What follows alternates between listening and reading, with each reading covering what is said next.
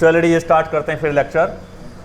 तो देखो dear, basically power plant हमारा नया सब्जेक्ट है जो हमने स्टार्ट किया था, और इसका एक लेक्चर ऑलरेडी हम पढ़ चुके हैं, और उसमें हमने रैनकाइन साइकिल को पढ़ा था बेसिकली, राइट। तो जो बेसिक रैनकाइन साइकिल दुनिया में सबसे पहले आया था वो हमने देखा था, क्योंकि दुनिया के जितने भी स्टीम टरबाइन पावर प्लांट हैं वो सब रैनकाइन साइकिल के ऊपर ऑपरेट करते हैं, राइट। और किसी भी प्लांट में जो इम्पॉर्टेंट होता है वो होता है उसका साइकिल जो उसमें यूज हो रहा है, क्योंकि उस प्लांट की परफॉर्मेंस क्या होगी ये डिसाइड करता है उसका साइकिल। तो इसलिए मेनली हम साइकिल पर ही फोकस करेंगे। और जौन सा पावर प्लांट इस सब्जेक्ट में हम पढ़ने वाले हैं, समझान, इसका पूरा नाम है स्टीम टरबाइन पावर प्लांट। तो सब्जेक्ट का नाम है पावर प्लांट, परंतु इस सब्जेक्ट का पूरा नाम है स्टीम टरबाइन पावर प्लांट। अब स्टीम टरबाइन हटा दिया गया और सीधा पावर प्लांट बोल दिया गया, है ना, क्योंकि steam turbine power plant world wide बहुत फेमस है। पूरे वर्ल्ड में सबसे ज़्यादा यूज होने, ये मान लो कि बस ख़त्म ही हो गया गैस टरबाइन, तो स्टीम टरबाइन पावर प्लांट ही हर जगह यूज हो रहा है, हर एक कंट्री में, वो बहुत ही लार्ज स्केल पे, ऐसा नहीं इक्का दुक्का प्लांट, लार्ज स्केल पे। यानी अगर आप गवर्नमेंट को ये डिसाइड करे आज कि मुझे 10 पावर प्लांट और लगाने हैं, समझ आना, तो सोचने की जरूरत ही नहीं है, हमेशा स्टीम टरबाइन ही लगेंगे, क्योंकि इनसे बेहतर कोई है ही नहीं है। सबसे धमाकेदार प्लांट है जिसकी एफिशिएंसी बहुत ही बढ़िया, समझ आया नहीं। चलिए, तो असली रैनकाइन साइकिल को डिटेल में पढ़ना है। तो देखो सर जी, अब यहाँ पे मैंने कहा था कि अब पढ़ते वक्त जो रैनकाइन साइकिल है इसे रैनकाइन साइकिल कहें या स्टीम टरबाइन पावर प्लांट कहें, दोनों का मतलब अब एक होगा। स्टीम टरबाइन पावर प्लांट का मतलब भी साइकिल ही है और रैनकाइन साइकिल का मतलब भी साइकिल ही है, राइट। चलो, अब इस रैनकाइन साइकिल में समझा ना, टोटल कितनी डिवाइस थी? 4। के सर जी यहाँ पर एक तो थी टरबाइन, यहाँ एक ये टरबाइन थी, यहाँ पर ये कोई बॉयलर हुआ करता था, यहाँ पर ये कोई कंडेंसर, यहाँ पर ये कोई पंप। तो मान लो P4 pump, B4 boiler, T4 turbine, C4 condenser, ऐसे हमने कर लिया था, राइट। और यहाँ पर ये पाइपलाइन कनेक्टेड है, ये पाइप कनेक्टेड कर रखे हमने इस तरीके से, इन पाइप के थ्रू सर्कुलेशन होगा वर्किंग फ्लूइड का यानी स्टीम का, समझ आ ना। तो देखो डियर, जो साइकिल की स्टार्टिंग है, जो साइकिल की स्टार्टिंग है प्यारे बच्चों, वो यहाँ से होती है। कहाँ से करते हैं हम? पंप के इनलेट से, और इसे थर्मोडायनेमिक स्टेट 1 मानते हैं। पॉइंट 1 पे होता है पानी। अब ये पानी की पंपिंग करता है, और पंप क्या है? प्रेशर को बढ़ाने वाली डिवाइस। तो पानी का प्रेशर बढ़ाएगा और प्रेशर बढ़ा के बॉयलर के अंदर भेज देगा। अब बॉयलर के अंदर जब पानी चला जाएगा, इस पानी को हम बाहर से कहीं से भट्टी से, कोई भट्टी रखी है बाहर, उससे हमने हीट सप्लाई की, और मान लो Q1 हीट यहाँ पे हमने सप्लाई की है। पानी हीट को एब्जॉर्ब करके स्टीम में कन्वर्ट हो गया, उसी हाई प्रेशर की स्टीम को भेज दिया टरबाइन के अंदर। जब टरबाइन के अंदर स्टीम का जेट ब्लेड से टकराएगा तो शैफ्ट घूमेगी, और जब शैफ्ट घूमेगी तो उसका मतलब है नेटवर्क आपको कोई ना कोई मिलेगा जिसे आप यूज करेंगे, राइट। उसके बाद मान लो स्टेट 1 है, ये स्टेट 2 है, 2 से 3 स्टीम बनी है, 3 से 4 टरबाइन के अंदर एक्सपेंशन हुआ है। अब जो एग्जॉस्ट स्टीम है टरबाइन के आउटलेट पे, ये कंडेंसर के अंदर जाती है, और कंडेंसर के अंदर जाने के बाद ठंडी होती है, और ठंडा होने के बाद यह स्टीम पानी में कन्वर्ट हो जाती है, लिक्विड में कन्वर्ट हो जाती है। तो पॉइंट 1 पे क्या मिलता है? अगेन आपको वही लिक्विड मिल जाता है, उसी लिक्विड को दोबारा से पंप बॉयलर के अंदर भेज देता है या नहीं। अब देखो यहाँ पे हमने कई चीज़ें देखी थी कल, कई क्वेश्चन मैंने आपके क्लियर किए थे जो आपको आगे चल के कन्फ्यूज कर सकते थे, समझ आ ना। कि जब सर जी जो पानी है, ये पानी जो यहाँ है, ये पानी दोबारा से फिर बॉयलर के अंदर भेज के स्टीम में कन्वर्ट करना है या वेपर में कन्वर्ट करना है, वेपर कहें स्टीम कहें, राइट। तो एक काम करो, कंडेंसर हटा दो, ये सीधी जो यहाँ पे वेपर है, इस सीधा वेपर को ही पंपिंग कर दो आप यहाँ पे। था ये नहीं क्वेश्चन? तो इसका क्या जवाब मिला था फिर पहले लेक्चर में हमें?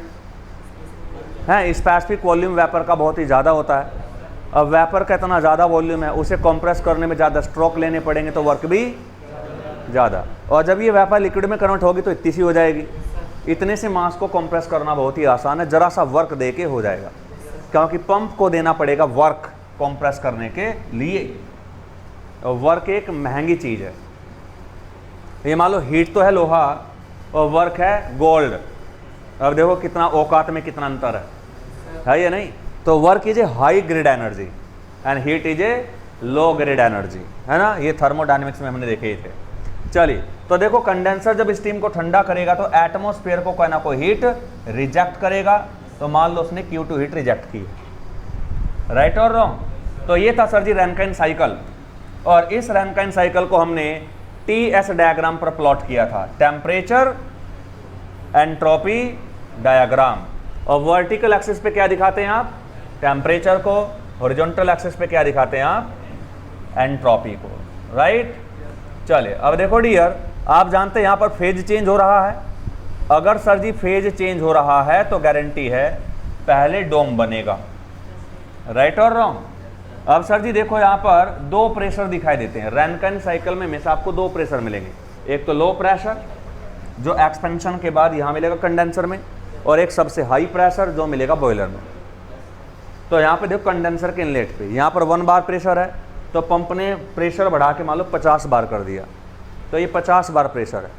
और बॉयलर के अंदर प्रेशर क्या रहेगा, प्रेशर क्या रहेगा, कांस्टेंट। तो यहाँ 50 बार है तो यहाँ भी 50 बार रहेगा, 50 बार है। फिर 50 बार से सीधा 1 बार तक एक्सपेंशन होगा, क्योंकि एक्सपेंशन के दौरान प्रेशर घटता है और टेम्परेचर भी घटता है, तो यहाँ तक एक्सपेंड हो जाएगा ये 1 बार। फिर इसके अंदर भी 1 बार रहेगा, कांस्टेंट प्रेशर पे काम करते हैं क्योंकि फेज चेंज हो रहा है इनके अंदर। अरे है या नहीं। चलिए खैर ये बात सारी हमने कर ली थी, ये बस मैंने केवल आपको रिवाइज कराया है। तो सर जी ये तो 1 बार की लाइन है, यानी कंडेंसर की लाइन है। बॉयलर तो हमेशा हाई प्रेशर पे ऑपरेट करता है, और TS डायग्राम पे कांस्टेंट प्रेशर की लाइन ऐसी होती हैं। समझा ना, प्योर सब्सटेंस वाले चैप्टर में, इसलिए मैंने इन बातों पे जोर दिया था, है ना। अलग से डायग्राम बना के दिखा था, देखो आ गया ना ऐसे। मैंने कहा जब भी खींचना होगा ऐसे खींच देंगे, राइट। चलिए सर जी, अब इसके बाद यहाँ पर अब जो पॉइंट 1 है, क्या उसे यहाँ पे मानते हैं हमेशा, क्या वो मानते हैं, एजम्पशन ले रखा है कि जो लिक्विड है पंप के इनलेट पे वो ऑलवेज सैचुरेटेड लिक्विड है। तो आइसेंट्रोपिक कंप्रेशन होगा, तो क्या 1 से 2 प्रोसेस ऐसे आ गया था, अरे बोलो। फिर यहाँ पर 2 से 3 क्या ऐसे होगा, और कहाँ तक सुपर हिट करेंगे, 620। 620 का बहुत बड़ा इतिहास है, ये मैंने आपको पहले करा दिया था।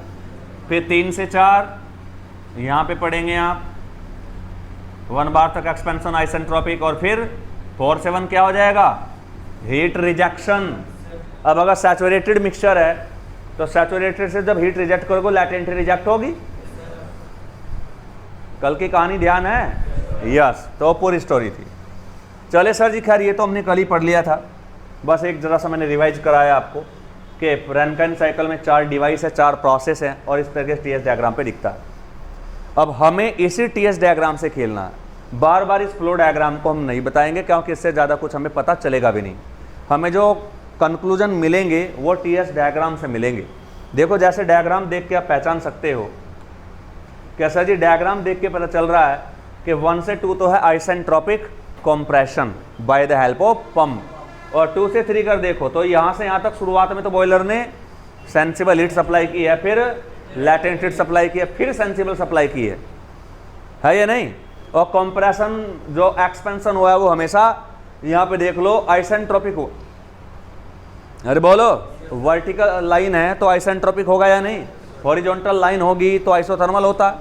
परंतु हाँ रैनकाइन साइकिल में मैं एक बात बोल सकता हूँ, आइडियली समझा ना, उसे हम लिखतम में नहीं दे सकते। लिखतम में देना मतलब चीज़ों को गारंटी ले लेना, लिखतम में नहीं दे सकते। परंतु हाँ जब हम पढ़ेंगे इतना कह सकते हैं कि जो ये हीट रिजेक्शन प्रोसेस है कंडेंसर के अंदर, ये आइसोबारिक तो हमेशा होगा ही होगा, और लिखतम में भी आइसोबारिक है, पर फिर भी इसे आइसोथर्मल कहा जा सकता है। राइट और रॉन्ग। चलिए तो 1 2 3 4 1 ये हो गया सर जी रैनकाइन साइकिल। राइट और रॉन्ग। चलिए अब प्यारे बच्चों जो रैनकाइन साइकिल है समझान, अब इस रैनकाइन साइकिल के हमें कुछ मॉडिफिकेशन पढ़ने हैं। क्या पढ़ने हैं? मॉडिफिकेशन। कल यहीं पे तो हेडिंग खत्म हुआ था, है या नहीं? अब देखो सर जी, हमने इसकी एफिशिएंसी निकाल ली थी, है नहीं? एफिशिएंसी देख ली थी, परंतु सर जी एफिशिएंसी निकालने से कुछ नहीं होता है, निकाल के तो रख ली है। ये डिजाइनिंग चल रही है चीज़ों की, और डिजाइनिंग के दौरान हमारा धर्म है कि जब चीज़ों को हम स्टडी करें और परफॉर्मेंस को स्टडी करें तो स्टडी के दौरान उसे बढ़ाने की भी बात की जाए। ये तो डिजाइन है, और कब पढ़ने आए हैं हम यहाँ पे? इंजीनियर्स हैं हम, समझ आ ना? तो इसलिए क्या दिमाग को घुमाएंगे और कुछ ऐसे तरीके ढूंढने की कोशिश की जाएगी जिससे इस रैनकाइन साइकिल की एफिशिएंसी बढ़ जाए। यानी बेटा हवस की खोपड़ी है ये, कभी भरने वाली है नहीं। गैस टरबाइन पावर प्लांट से आप कितना दुखी थे कि बैकवर्क रेशो 50% से ज़्यादा था, घटा पिटा के वैसे 25-30% पे लाए। अरे यहाँ तो 25-30% जीरो ही हो गया, बिल्कुल क्लोज टू जीरो। तो वैसे ही तुम्हें डीजे बजा के पार्टी करनी चाहिए, इतना बेहतरीन साइकिल हमें मिल चुका है इंजीनियरिंग में। अब बिजली दबा के प्रोड्यूस करेंगे, है या नहीं? पर इसके बावजूद भी हम क्या हैं, अब फिर पीछे पड़ गए कि how to increase the efficiency of Rankine cycle. अबे पहले ही बढ़िया मिल रही है, तो उसके हिसाब से देखो कितना बड़ा दर्द था भाई। जब जिंदगी में तुमने इतना बड़ा गम झेला हो, उसके बाद तुम्हें अच्छी खुशी मिल गई है, फिर वो और खुशी ढूंढ रहे हैं। अरे तो भगवान के ऊपर कम से कम शुक्रिया अदा तो करो। समझ आया नहीं? तो बस वही काम है। तो सर जी इंजीनियर वही है, समझ आ, जहां तक उसे चांस मिलेगा वो इंप्रूवमेंट करके ले जाएगा। क्योंकि इंजीनियर को एक चीज पता है कि दुनिया में कोई भी चीज परफेक्ट नहीं है, तो चाहे कितना ही इंप्रूवमेंट कर दिया, वो 100 को तो टच की नहीं, और 100 को टच नहीं की तो इसका मतलब इंजीनियर के दिमाग में भूसा भरा हुआ है कि इसका इंप्रूवमेंट के चांस हैं।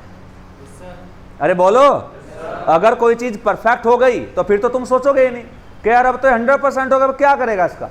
कुछ भी नहीं, क्या इंप्रूवमेंट हो ही नहीं सकता, तो टाइम खराब ही क्यों करना रिसर्च करके इसके ऊपर।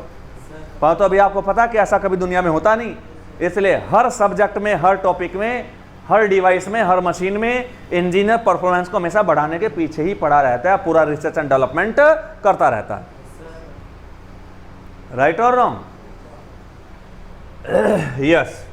तो सर जी ये देखो यहाँ पे आप, अब इसी के बाद अब हमारा नेक्स्ट हेडिंग है हाउ टू। अब क्वेश्चन क्या था कि how to increase the efficiency of Rankine cycle. तो रैनकाइन साइकिल की एफिशिएंसी आपको कैसे बढ़ानी है, बस केवल अब इसके बारे में हम बात करेंगे। राइट और रॉन्ग? चले, अब देखो सर जी, आप इतना जानते हो कि जनरली पंप वर्क को तो नेग्लेक्ट कर दिया जाता है या नहीं? अब इस डायग्राम को देख के बताओ पागलो, समझा ना, रैनकाइन साइकिल की एफिशिएंसी कितनी होगी? क्या होता है? नेटवर्क क्या आ जाएगा? H3 - H4। थर्मोडायनेमिक्स पढ़ने के बाद इतनी ताकत तो आ जानी चाहिए तुम्हारे अंदर। और हीट इनपुट कितना है? H3 - बेटा बॉयलर के अंदर समझा ना, सॉरी H2 - H1, नहीं, H3 - H2 है या नहीं? बॉयलर के अंदर हीट एडिशन होता है, और वह हीट एडिशन मैंने तुम्हें थर्मोडायनेमिक्स की स्टेडी फ्लो एनर्जी इक्वेशन लगा के दिखाया था, और H1 - H2 ही आया था, या H2 - H1 ही आया था। अरे आइए नहीं, यानी final enthalpy minus initial enthalpy. Turbine भी कराई थी मैंने वहां पे तुम्हें, कंडेंसर भी कराया था, नोजल भी कराया था। अरे है या नहीं? तो H3 बटे आ जाएगा H3 - H2, राइट? ये इंथैल्पी का जो डिफरेंस है, यही क्या होगा बच्चों? रैनकाइन साइकिल की एफिशिएंसी। क्योंकि सर जितने भी यहाँ पर सिस्टम है, कितने थर्मोडायनेमिक सिस्टम है रैनकाइन साइकिल में? अभी तक 4 हैं, और चारों के चारों ओपन है। और ओपन सिस्टम में जो टोटल एनर्जी होती है उसे इंटरनल एनर्जी नहीं, इंथैल्पी कहा जाता है, क्योंकि उसमें कुछ ना कुछ एक्स्ट्रा एनर्जी होती है जिसकी वजह से फ्लो करता है। तो इंटरनल एनर्जी में वो भी जुड़ जाती है, और ये जो ओवरऑल बनता है उसे इंथैल्पी कहते हैं। है या नहीं? इंथैल्पी का भी मैंने इसलिए आपको पूरा ओवरव्यू ओपन करके दिखाया था कि एग्जैक्टली ये चीज़ क्या है, क्योंकि बहुत ज़्यादा ज़रूरत पड़नी है इसकी। और भाई इसे समझ आना, और इसलिए दिखाया था मैंने कि आपको पता चल जाए कि इंथैल्पी और इंटरनल एनर्जी दोनों अलग अलग चीज़ हैं। समझ आया ना? यस। चले सर जी, तो यहाँ से ये तो हमने देख लिया। अब इसके बाद क्या है बच्चों? देखो, जब तुम रैनकाइन साइकिल की एफिशिएंसी को इंप्रूव करोगे तो गारंटी कुछ ना कुछ मॉडिफिकेशंस आपको करने पड़ेंगे। मॉडिफिकेशन करोगे तभी एफिशिएंसी बढ़ेगी, या तभी एफिशिएंसी इंप्रूव होगी। राइट और रॉन्ग? चलिए, तो सर जी इसलिए अब हमारा नेक्स्ट हेडिंग होगा modifications of Rankine cycle, modifications of Rankine cycle, modifications of Rankine cycle, Rankine cycle के मॉडिफिकेशन।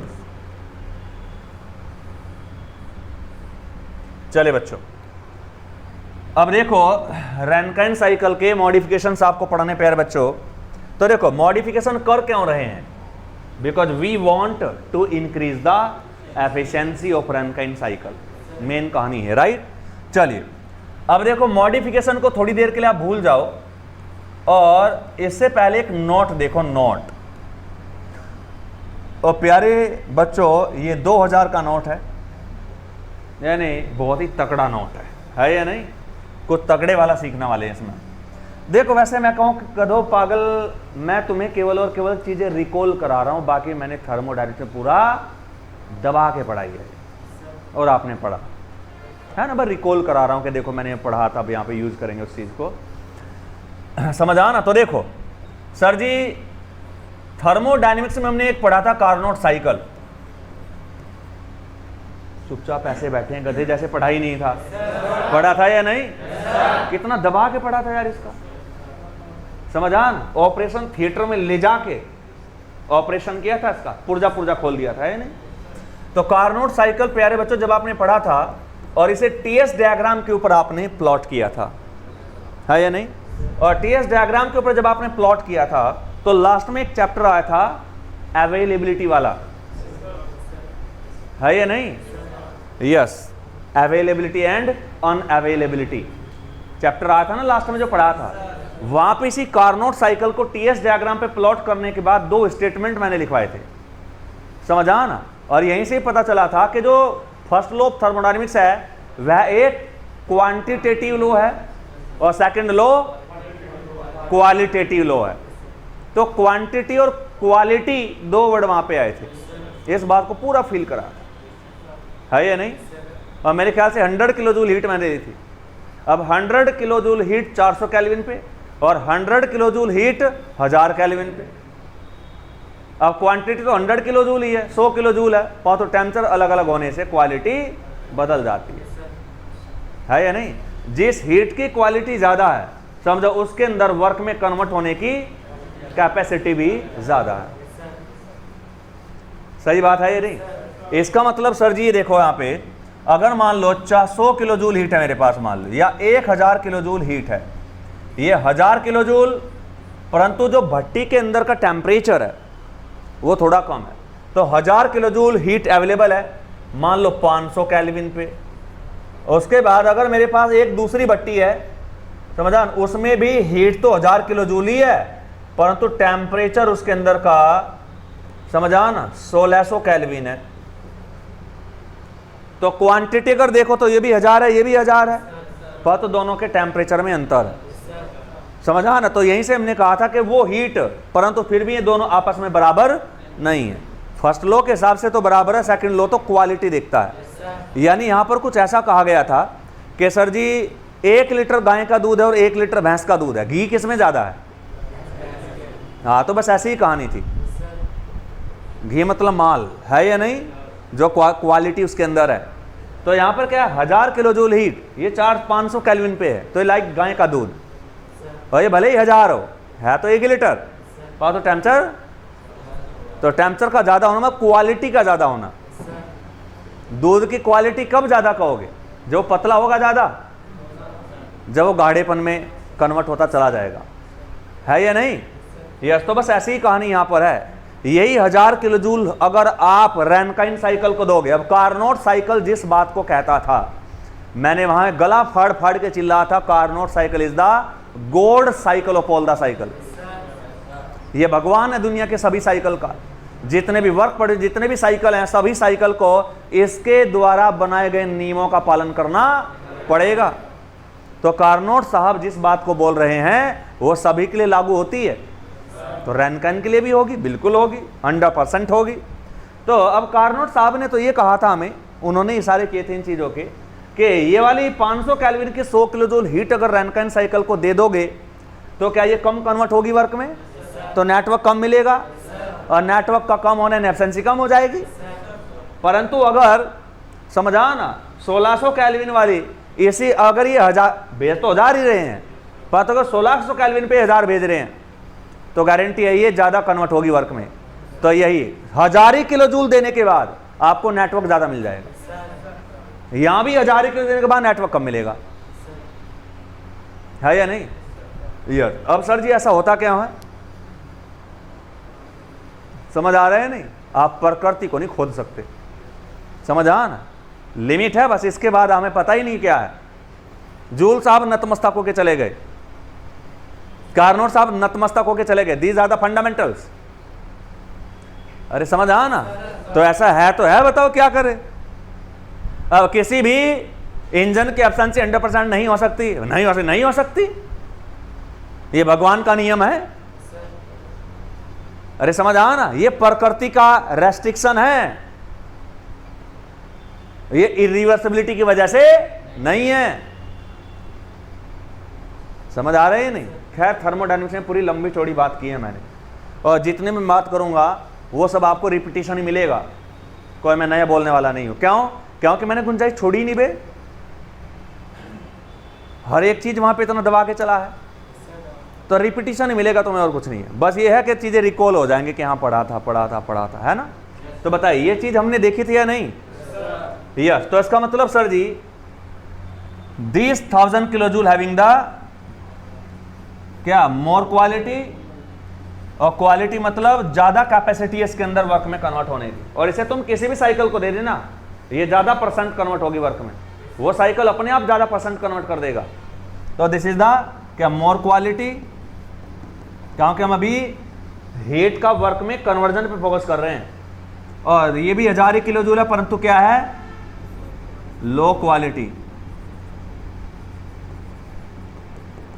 इसके सामने इसकी क्वालिटी लो है और इसकी ज्यादा है। बताए सर जी, कहानी क्लियर है या नहीं?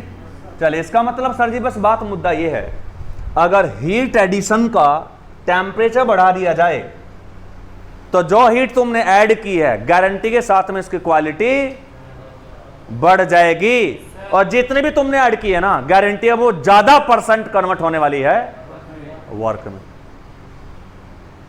बताए बच्चों, कहानी क्लियर है या नहीं?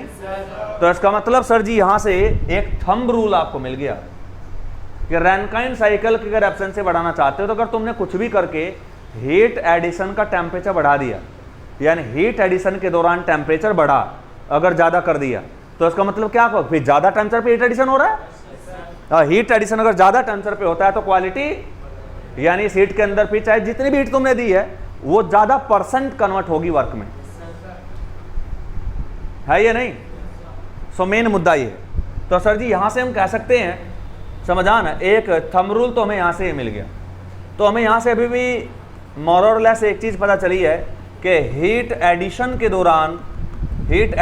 दौरान जो टेम्परेचर है वो क्या होना चाहिए, हाई होना चाहिए, हाई एज पॉसिबल, जहां तक भी संभव हो सके हाई से हाई होना चाहिए। सर जी सही बात है या नहीं?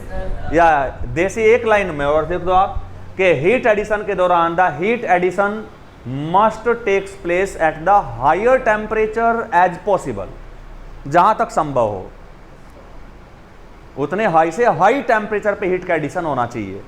तो गारंटी के साथ में साइकिल की एफिशिएंसी बढ़ेगी और टॉप क्लास बढ़ेगी। ये थंब रूल है या नहीं? इस रूल को कोई भी काट नहीं सकता, fundamental rule, right?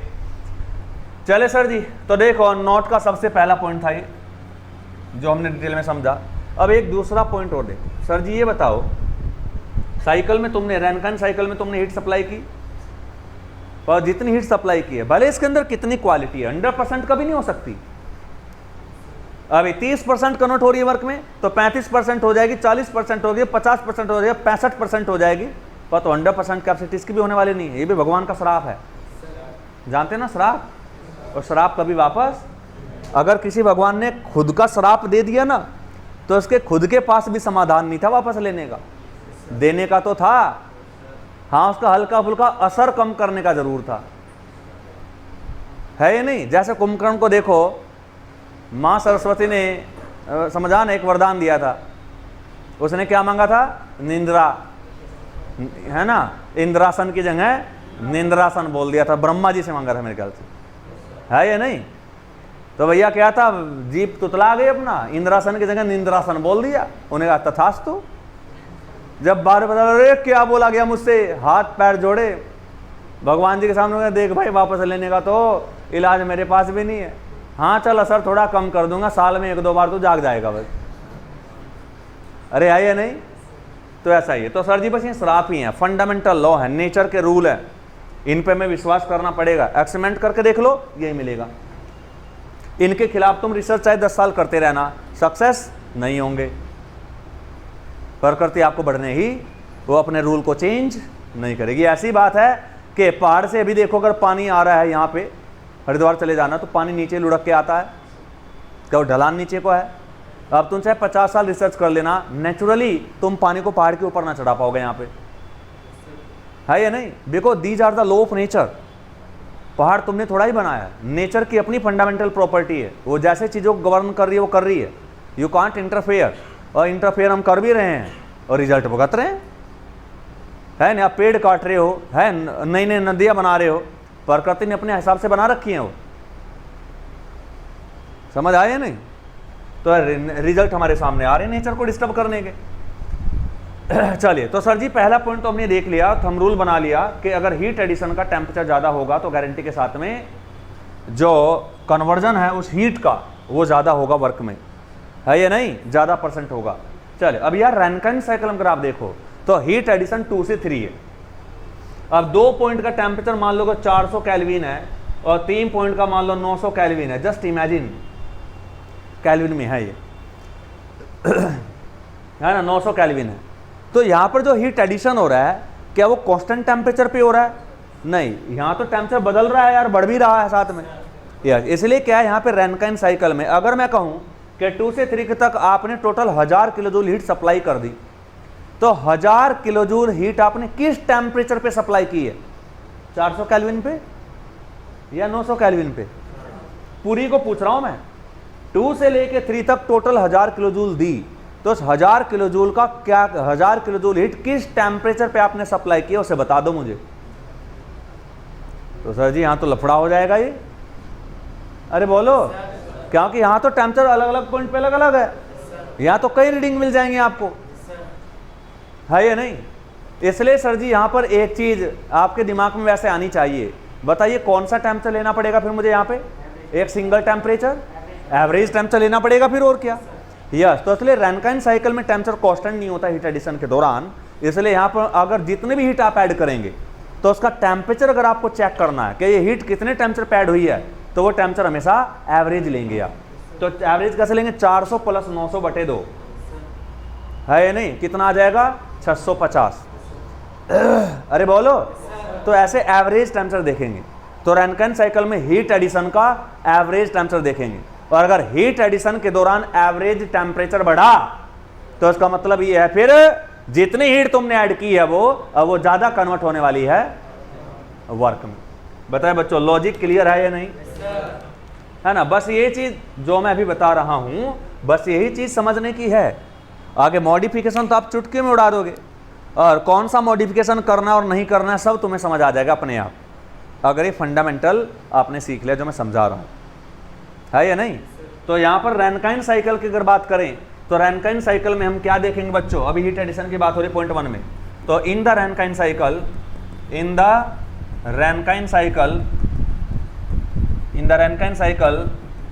The average temperature is taken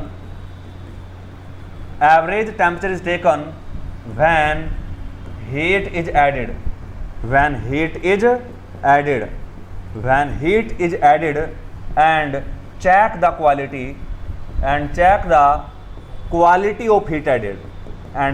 quality of heat added way quality कैसे चेक करेंगे? एवरेज टेम्परेचर चेक करके, अगर ये बढ़ गया तो समझो क्वालिटी बढ़ गई है हीट एडिशन की, जो हीट एडिड है उसकी क्वालिटी बढ़ चुकी है। तो ये बताइए स्टेटमेंट समझ आ रहा है या नहीं? यस। तो इसी के आधार पे में चलना है। तो अगर कुछ भी करके तुमने रैनकाइन साइकिल में हीट एडिशन के दौरान एवरेज टेम्परेचर बढ़ा डाला तो फिर गारंटी है बेटा, समझ, एफिशिएंसी बढ़ने से कोई रोक नहीं सकता। ये थंब रूल है, समझ आई है नहीं? यस। तो सर जी ये पहला पॉइंट है। अब दूसरा पॉइंट देखो इस नोट में आप, अभी तो हीट एडिशन की बात की है यार, अगर मैं हीट रिजेक्शन की बात करूं वो भी तो हीट ही है। यस, हीट रिजेक्शन की बात करूं, चलिए। तो अब इस बात को मैं टीएस डायग्राम खींच के भी समझा सकता हूं और इस बात को मैं एक एग्जांपल से आपको फील भी करा सकता हूं फिजिकल वे में, है या नहीं? अब डायग्राम से तो खैर आप समझ ही जाएंगे, तो उससे केवल आप मैथमेटिकली समझेंगे, वो चीज आपको दिखेगी नहीं कि एग्जैक्टली हो क्या रहा है या नहीं? अब ये बात मैं आपको दिखाना चाह रहा हूं, समझ आना? चलिए खैर टीएस डायग्राम से भी देख लो पहले, समझ आना? अब देखो डियर, अभी 4 से 1 क्या हो रहा है? हीट रिजेक्शन, है या नहीं? और अगर हीट रिजेक्शन हो रहा है तो देखो मैं कुछ भी चेंज करने वाला नहीं हूं, बस एक छोटा सा चेंज करूंगा। यहां पे अगर देखोगे तो अभी कंडेंसर इस प्रेशर पे काम कर रहा है, अगर इस पे ना करके कंडेंसर और कम प्रेशर पे काम कर रहा होता तो अभी तो मान लो 4 से 1 के अंडर का जो एरिया है वो 40 किलो जूल है। कितना? 40 किलो जूल है। तो अभी जो हीट रिजेक्ट हो रही है वो इस टेम्परेचर पे हो रही है। 4 पॉइंट का टेम्परेचर मान लो 200 केल्विन, तो यहाँ का भी 200 केल्विन। तो 2 और 4 और 1 का अगर एवरेज निकाले 200, समझा ना? 200 प्लस 200 बटे 2, 200 ही आ जाएगा। कांस्टेंट टेम्परेचर है ना यहाँ तो यहाँ तो 200 केल्विन पे 40 किलो जूल हीट रिजेक्ट हो रही है, समझ आ ना? परंतु अगर मैं ये आपसे कहूँ कि अगर इसी रैनकाइन साइकिल में, समझ आ ना, 1 बार पे ना काम करके अगर कंडेंसर 0.5 बार प्रेशर पे काम करता तो बताइए फिर टरबाइन को यहाँ तक एक्सपेंशन कराना पड़ता और फिर यहाँ तक हीट रिजेक्शन होता और फिर यहाँ से ऐसे साइकिल चलता। तो अब 4 पॉइंट यहाँ की बजाय यहाँ होता, 1 यहाँ होता, तो 4 से 1 के अंडर का एरिया क्या कम हो गया, और एरिया कम होने का मतलब है हीट रिजेक्शन का अमाउंट कम हो गया। तो देखो अब ये अगर कम हो गया तो साइकिल के अंदर का एनक्लोज्ड एरिया पहले इतना था और अब इतना बढ़ चुका है, और अंदर का एरिया बढ़ा तो समझो नेट हीट ट्रांसफर बढ़ा, और वो होता है नेटवर्क के, यानी ये कह सकते हैं डायरेक्टली आप कि नेटवर्क बढ़ चुका है। और नेटवर्क बढ़ा तो इसका मतलब जितनी हीट अब भी तुमने जितनी हीट पहले ऐड की थी वो भी अब जितनी हीट ऐड की है अब वो ज्यादा कन्वर्ट हो रही है वर्क में। हीट उतनी ऐड की है मैंने, 2 से 3 को नहीं छेड़ा। 2 से 3 के अंडर का एरिया पहले भी उतना ही था, अब भी उतना ही है, तो हीट तो अब भी उतनी ऐड हो रही है। अरे बोलो, पर तो नेटवर्क बढ़ गया अगर कंडेंसर के प्रेशर को घटाया तो। बोलो बच्चों, बात सही है या नहीं? चलिए, इसका मतलब ये बताओ हीट रिजेक्शन का टेम्परेचर घटाया या नहीं? पहले टेम्परेचर इतना था, अब इतने टेम्परेचर पे रिजेक्ट हो रही है। तो सच बताऊं तो ये है कि हीट रिजेक्शन के दौरान टेम्परेचर जितना कम से कम होगा, समझा ना, साइकिल में नेटवर्क उतना ही ज़्यादा से ज़्यादा मिलेगा, है या नहीं? और टेम्परेचर कम से कम कब होगा? जब प्रेशर की लाइन नीचे आएगी। तरीका भी तो ढूंढो। प्रेशर घटा दो कंडेंसर के अंदर, गैस उसरा अपने आप घट जाएगा। हीट रिजेक्शन के दौरान जो टेम्परेचर है, ये ऐसे बोल दो average temperature of heat rejection, तो एवरेज भी तो नहीं आ जाएगा क्योंकि 4 और 1 दोनों पॉइंट का बराबर है। अरे आइडियली देखो यार, परंतु बोलूंगा मैं यहां पे भी एवरेज टेम्परेचर ही। बताए बच्चों, ये पूरी स्टोरी समझ आ रही है नहीं? यस। तो यहां से हमें समझ आया कि मेन कहानी क्या है। हीट एडिशन के दौरान टेम्परेचर जितना ज्यादा से ज्यादा उतना बढ़िया, और हीट रिजेक्ट जितना लो से लो टेम्परेचर पे उतना उतना बढ़िया। क्योंकि हीट रिजेक्ट अगर लो से लो टेम्परेचर पे कर रहे हो तो नेटवर्क यानी मक्खन ज्यादा निकल रहा है। अरे बोलो, और लस्सी तो क्या है? लस्सी तो वेस्टेज मान लो तुम कि लस्सी तो एक वेस्टेज है हमारे लिए। अरे है या नहीं? यस। तो जरा अब देखो, इसी बात को थोड़ा सा फिजिकली समझाता हूं मैं आपको। सर जी ये बताओ, तुमने अभी कहा था कि ये 1000 किलो जूल है, आपने 1000 किलो जूल सप्लाई की है ना, और जो हीट रिजेक्ट कर रहे हो आप, मान लो 40 किलो जूल हीट आपने रिजेक्ट की है। कितनी? 40 किलो जूल हीट आपने रिजेक्ट की है। अब हीट रिजेक्शन का टेम्परेचर जितना लो से लो होगा उतना बढ़िया रहेगा या नहीं? समझान? यस। तो ये कहानी बिल्कुल ऐसी है जैसे दूध आपके पास है, उसे आपने स्टीर किया स्टीरर की हेल्प से, समझान, और स्टीर करने के बाद में घी निकाल लिया, मथनी से मथने के बाद में घी निकाल लिया, समझान। अब जो घी निकला वो तो है नेटवर्क, और जो लस्सी फस्सी बची है वो है वेस्टेज, वो है रिजेक्शन, है या नहीं? अब मान लो सपोज दैट किसी अनाड़ी को बैठा दिया एक दिन मम्मी ने, समझा, मान लो बहन को बोल दिया कि चल जरा ये दूध रखा है, समझा ना, इसे बिलो ले और घी निकाल इससे। अब अनाड़ी पहली बार था, पता नहीं ज़्यादा, ठीक है किया अपना, घी निकाल दिया। फिर मम्मी आई और जो मट्ठा था उसे फेंक भी दिया। मम्मी आई, उन्हें आज इतना सही घी निकला, डेली इतने ही दूध से ज़्यादा निकलता था, और आज तो बल्कि दूध और बढ़िया था। तो इसका मतलब क्या है? कुछ घी था तो, परंतु निकाल नहीं पाए। इसका मतलब जो फेंका है ना उसमें कुछ क्वालिटी तुम्हारी वेस्टेज चली गई, कुछ घी चला गया उसमें पे, निकाला कम है, तो लस्सी के अंदर कुछ रह गया होगा, और लस्सी दी फेंक। बांट फेंकना मतलब गांव में अगर तुमने बांट दी तो फेंकना ही तो हुआ, या कोई पैसे मिले नहीं, ऐसे मान लो वेस्टेज है। नहीं तो घी को बांट के दिखाओ, अरे बोलो है या नहीं? वेस्टेज नहीं है हमारे लिए, वो ज़्यादा कीमती है। यस। इसका मतलब जो चीज़ आप रिजेक्ट कर रहे हो उसे बिल्कुल निचोड़ के फेंको, समझा ना? इसका मतलब एक भी पार्टिकल उसके अंदर घी का नहीं होना चाहिए, समझ आना?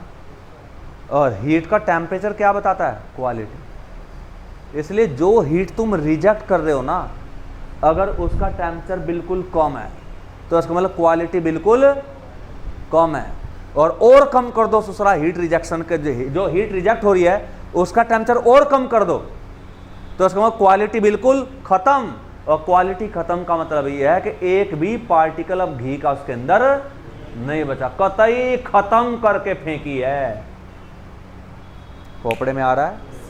तो हीट रिजेक्ट, जो हीट रिजेक्ट कर रहे हो उसका टेम्परेचर जितना लो से लो होगा उतना बढ़िया, क्योंकि वो तो रिजेक्ट कर रहे हैं ना।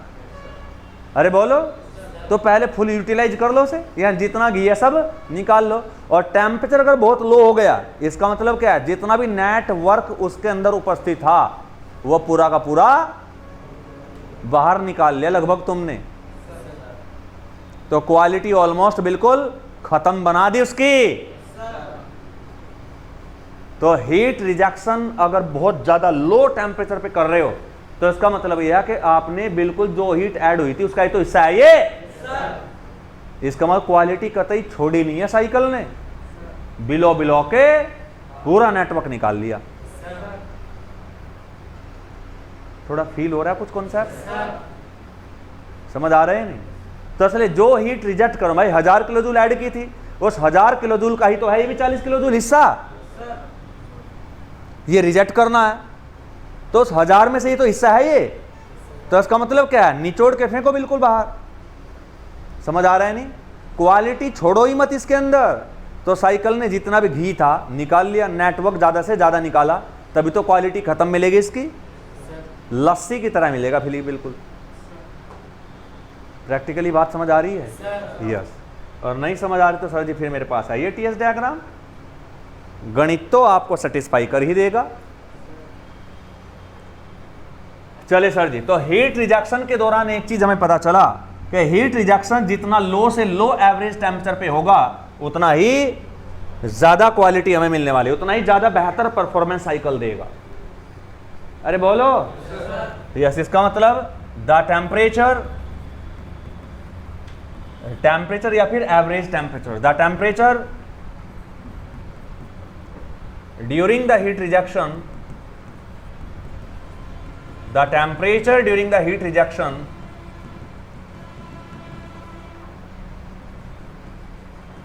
must be as low as possible या as high as possible, नहीं as low as possible, जितना कम से कम हो सके उतना कम से कम पे ले आओ, फायदा मिलेगा। The temperature during the heat rejection must be as low as possible, must be as low as possible, because must be as low as possible, बस इतना काफी है। हीट रिजेक्शन के दौरान टेम्परेचर जहां तक हो सके लो से लो होना चाहिए। इससे क्या है समझ, नेटवर्क ज्यादा मिलेगा। ऐसा करने से समझ रिजल्ट क्या मिलेंगे, ऐसा करने से रिजल्ट्स क्या होगा, इसका रिजल्ट होगा सर जी हाई नेटवर्क मिलेगा, हाई नेटवर्क मिलेगा, यानी घी ज्यादा मिलेगा। या जितना घी उसके अंदर था जो ऐड किए थे पूरा निचोड़ लिया आपने, कतई खत्म बना के फेंक रहे हो बाहर, जितना भी परसेंट फेंकना है। अरे बोलो भाई, अगर मान लो भी दूध पूरा 5 किलो है और 2 किलो घी निकाल लिया तो मट्ठा 5 किलो बचेगा, तो मास तो कम हो ही, क्वांटिटी तो कम हो ही जानी है, तो रिजेक्शन की क्वांटिटी तो कम है क्योंकि नेटवर्क निकाल लिया बाहर। अरे बोलो, 2 किलो घी निकला तो 3 किलो तो मट्ठा है, तो यहाँ भी बिल्कुल डिट्टो चल रहा है। 1000 किलो था, 400 रिजेक्ट कर दो, 600 किलो जोली नेटवर्क है। अरे बोलो, यहाँ चीजें बहुत प्रैक्टिकली डेली लाइफ के हिसाब से बैलेंस हो रही हैं। चले सर जी, तो ये था, तो यहाँ पर 2 थंब रूल हमने देखे हैं, 2 चीज हमने देखी है, राइट। अब ये चीज पढ़ने के बाद प्यारे बच्चों समझा ना, बस ये 2 चीज आपने जो पढ़ी है ना माय डियर, यही यहाँ पे थंब रूल है, बस यही थंब रूल है, इनसे तकड़ा कोई रूल नहीं। रैनकाइन साइकिल नहीं, चाहे कोई भी हो, किसी भी साइकिल की एफिशिएंसी बढ़ाने का। हाँ, तो अभी तो मैं केवल रैनकाइन साइकिल की बात कर रहा हूं, तो उसकी एग्जाम्पल लेके बात करूंगा। तो रैनकाइन साइकिल की एफिशिएंसी बढ़ाने के 2 थंब रूल हैं, या तो हीट एडिशन का टेम्परेचर बढ़ा दो, और या फिर हीट रिजेक्शन का टेम्परेचर घटा दो, और या फिर दोनों काम एक साथ कर लो, तो डबल धमाके के साथ में एफिशिएंसी बढ़ेगी। तो अगर कुछ भी तिगड़म लगा के तुमने हीट एडिशन का एवरेज टेम्परेचर बढ़ा दिया तो गारंटी के साथ में एफिशिएंसी बढ़ेगी। जितने भी हीट तुमने ऐड की होगी वो ज्यादा परसेंट कन्वर्ट होगी वर्क में, है या नहीं। और अगर ये नहीं कर पा रहे तो दूसरा काम कर लो। आपने अगर कुछ भी करके हीट रिजेक्शन का एवरेज टेम्परेचर घटा दिया तो गारंटी के साथ में नेटवर्क बढ़ा है, मक्खन ज्यादा निकला है। अरे बोलो भाई, क्लियर है नहीं। और अगर दोनों काम कर दिए तो बहुत बढ़िया। पर तो मॉडिफिकेशन जब हम करेंगे तो एक टाइम पे केवल एक ही काम करेंगे और उसे पूरा स्टडी करेंगे। फिर चाहे जितने भी काम कर रहे हैं सभी मॉडिफिकेशन को एक साथ अप्लाई कर देना एक साथ, तो आपको ओवरऑल इफेक्ट बहुत तगड़े मिल जाएंगे, है या नहीं। तो थंब रूल क्या है सर जी, थंब रूल 2 थंब रूल है यहाँ पे। नंबर 1, या तो हीट एडिशन का टेम्परेचर, ये थंब रूल है किसके लिए, रैनकाइन साइकिल की एफिशिएंसी बढ़ाने के लिए 2 थंब रूल हैं। या तो हीट एडिशन का टेम्परेचर, हीट एडिशन का जो टेम्परेचर है उसे बढ़ा दो, और दूसरा क्या है, या फिर हीट रिजेक्शन का टेम्परेचर, टेम्परेचर मतलब एवरेज टेम्परेचर, हीट रिजेक्शन का टेम्परेचर घटा दो। ये 2 ही काम, अगर ये इनमें से कोई सा भी काम तुमने कर दिया तो समझो एफिशिएंसी गारंटी के साथ में बढ़ेगी ही बढ़ेगी। बताया बच्चों, यहां तक की पूरी स्टोरी क्लियर है या नहीं। यस, तो ये हमने देख लिया। अब हम चलते हैं मॉडिफिकेशन की तरफ, है ना। तो देखो डियर, टोटल अगर रैनकाइन साइकिल की बात करें तो रैनकाइन साइकिल में टोटल 4 मॉडिफिकेशन है या नहीं, और उन चारों मॉडिफिकेशन को हमें डिटेल में पढ़ना है या नहीं। चलिए, तो अब सबसे पहला मॉडिफिकेशन अब स्टार्ट होने वाला है ना। और इस पहले मॉडिफिकेशन का नाम है dear increasing the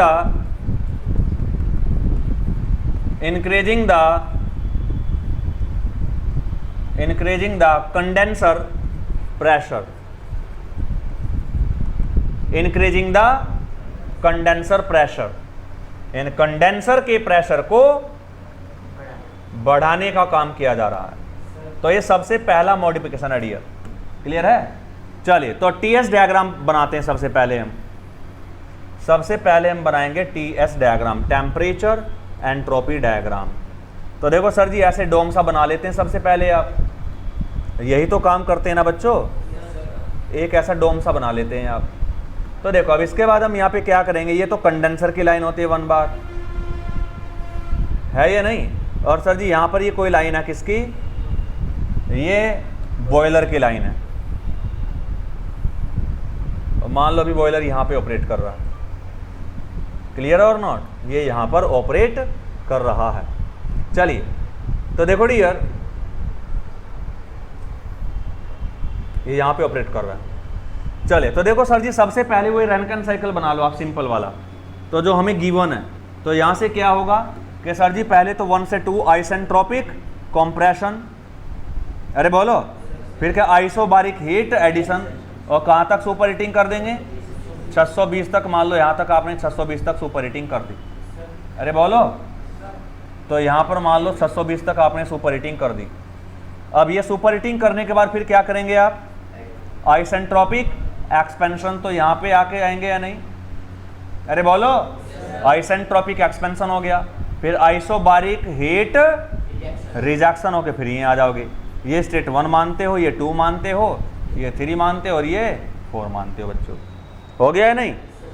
thank you dear. तो अभी अगर बात करें तो ये रैनकाइन साइकिल आपके पास वो है जो आपको दिया गया है, और इसी में आपको कंडेंसर प्रेशर को या बॉयलर का करते पहले,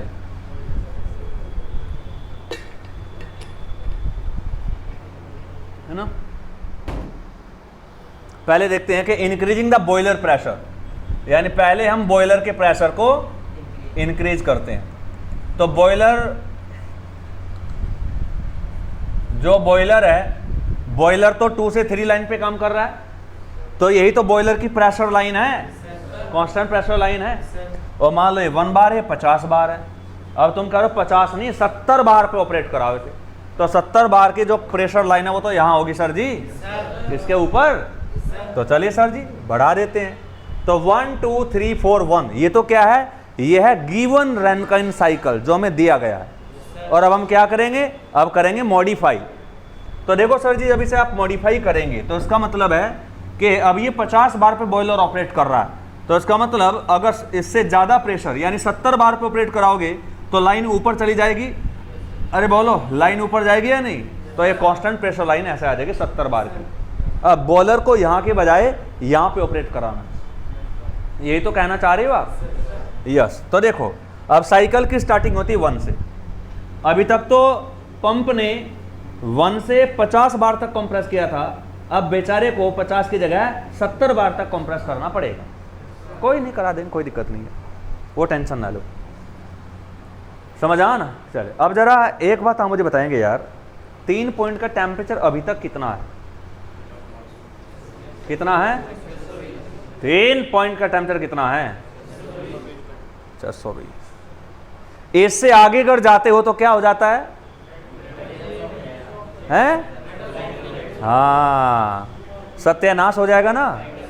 एक ही दिन के अंदर, दिनों के दिन, दिन में फेल हो जाएगा प्लांट, टरबाइन के ब्लेड खत्म हो जाएंगे। तो यहाँ पे एक लाइन खींच दी सर जी मैंने, डर लग रहा था मुझे कि बेटा कुछ भी करना, इस लाइन का 620 है, इस लाइन से ऊपर टेम्परेचर ना जाना चाहिए स्टीम का कतई भी, चाहे दूसरा मॉडिफिकेशन हो या ना हो, कम झेल लेंगे, मौत तो नहीं आएगी कम से कम।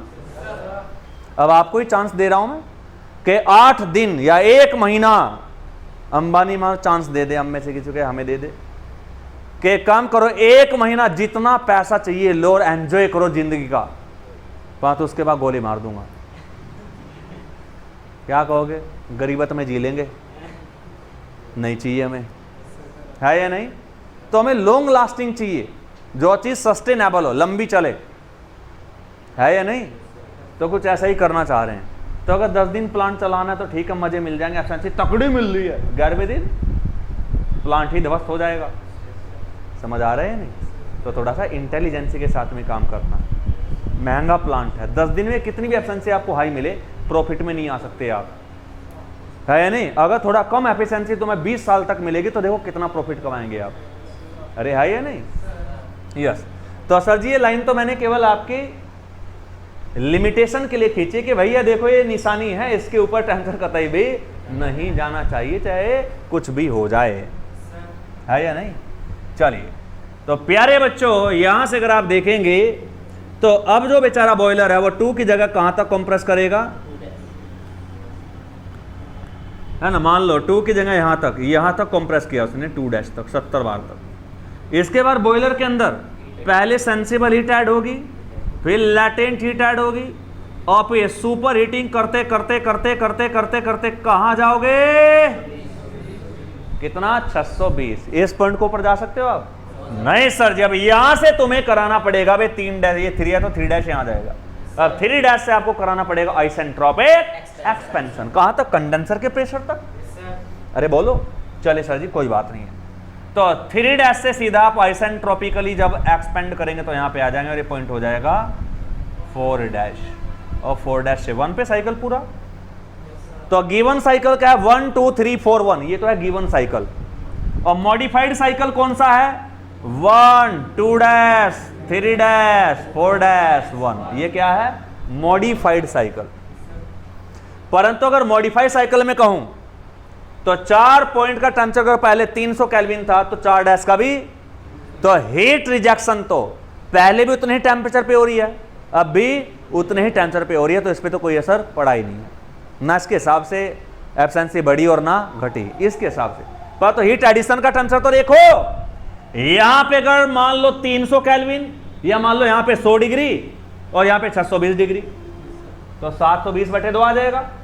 पर तो यहां पर तो 100 डिग्री से ज्यादा है, यहां का भले ही 620 है, यहां तो 100 डिग्री ज्यादा है, तो मान लो यहां 200 डिग्री हो गया तो 820/2 आ जाएगा या नहीं?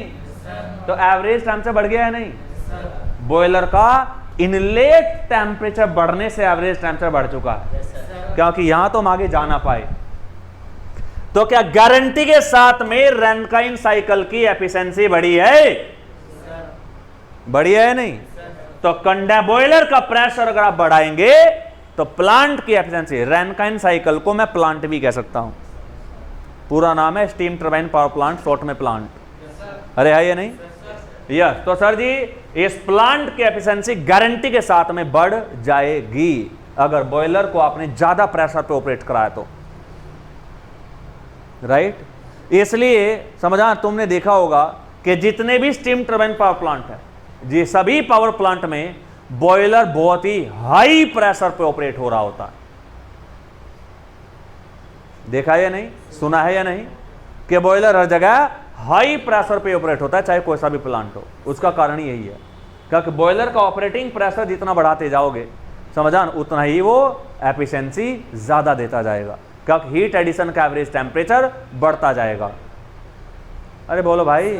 हाँ चलिए, तो देखो सर जी, अब हीट समझा, कंडेंस बॉयलर का प्रेशर बढ़ाने के बाद समझा ना कई चमत्कार हुए हैं, समझा ना। वो चमत्कार कौन कौन से हैं सर जी? अब जरा यहां पर देख लो चमत्कार क्या क्या हुए हैं सर जी। अगर मैं बात करूं तो यहां से इतना एरिया तो डायग्राम का कम हो चुका है, हो गया नहीं?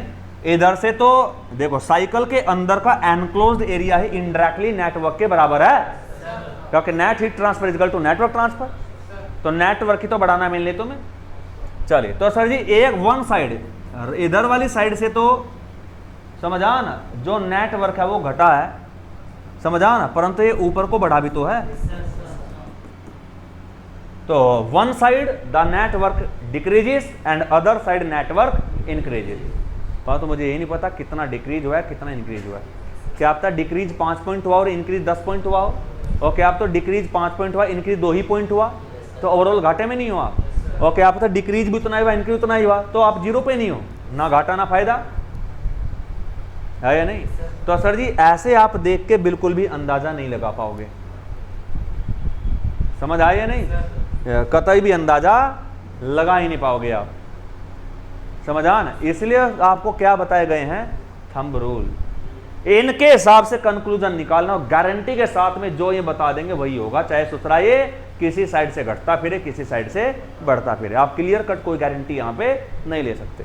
हीट एडिशन का 2 से 3 के अंडर का एरिया देख लो, और 2 डैश से 3 डैश के अंडर का एरिया देख लो, ये नहीं कहेंगे ज़्यादा है। अबे गधो, अगर 2 से 3 के अंदर का एरिया ये है, इधर से अगर थोड़ा घट भी गया तो ऊपर को बढ़ा नहीं है क्या? तो यहाँ हीट एडिशन घटा है ओवरऑल या बढ़ा है, इसके बारे में भी कुछ नहीं कह सकते, है या नहीं? अरे बोलो। परंतु भाड़ में जाए, बस एक ही गारंटी ले सकते हैं कि हीट एडिशन का एवरेज टेम्परेचर बढ़ चुका है। और अगर ये बढ़ जाता है तो भाड़ में जाए सब दुनियादारी, चाहे कुछ भी हो रहा हो, यहां पे गारंटी के साथ में एफिशिएंसी इंक्रीज होगी ही होगी, है या नहीं? चलिए थोड़ा सा और क्लैरिटी देता हूं आपको, है ना।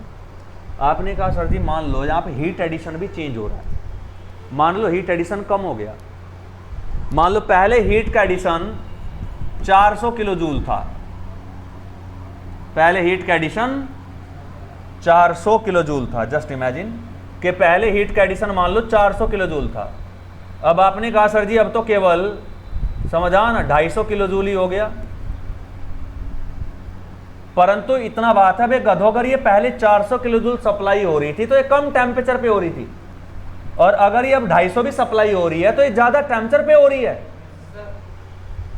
तो ये ज्यादा परसेंट कन्वर्ट होगी वर्क में। तो मान लो अगर ये 60% कन्वर्ट हो रही है और पहले 40% कन्वर्ट हो रही थी, समझा ना, तो नेटवर्क कितना आ जाएगा? 40% कितना? 160 किलो जूल। अरे बोलो, इतना ही तो आ जाएगा या नहीं?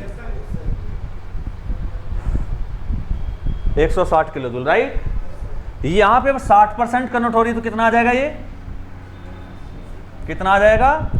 150 किलो जूल, नहीं 25 छक्का 150, 150 किलो जूल आ जाएगा नेटवर्क। तो देखो यहां तो नेटवर्क ज्यादा है और यहां पे कम है। सर जी क्या कर दिया तुमने? अबे गधो, एफिशिएंसी नेटवर्क का खेल नहीं है, बटे में हीट एडिशन भी तो है, रेशो है, रेशो। अबे भले इनपुट कम दिया तुमने, यहां पे यहां 400 दिया था तो फायदा तो 40% का ही है, यहां तुमने 250 दिया पर तो फायदा तो 60% का है, पर नेटवर्क कम मिला। अबे 2 प्लांट लगा लेना, तो हमें अमाउंट ज्यादा नहीं चाहिए नेटवर्क का, ये कोई बड़ी बात नहीं है। एक की जगह 2 प्लांट लगा, 3 प्लांट लगा लो। अरे बोलो, बातें हमें चाहिए प्लांट की एफिशिएंसी ज्यादा।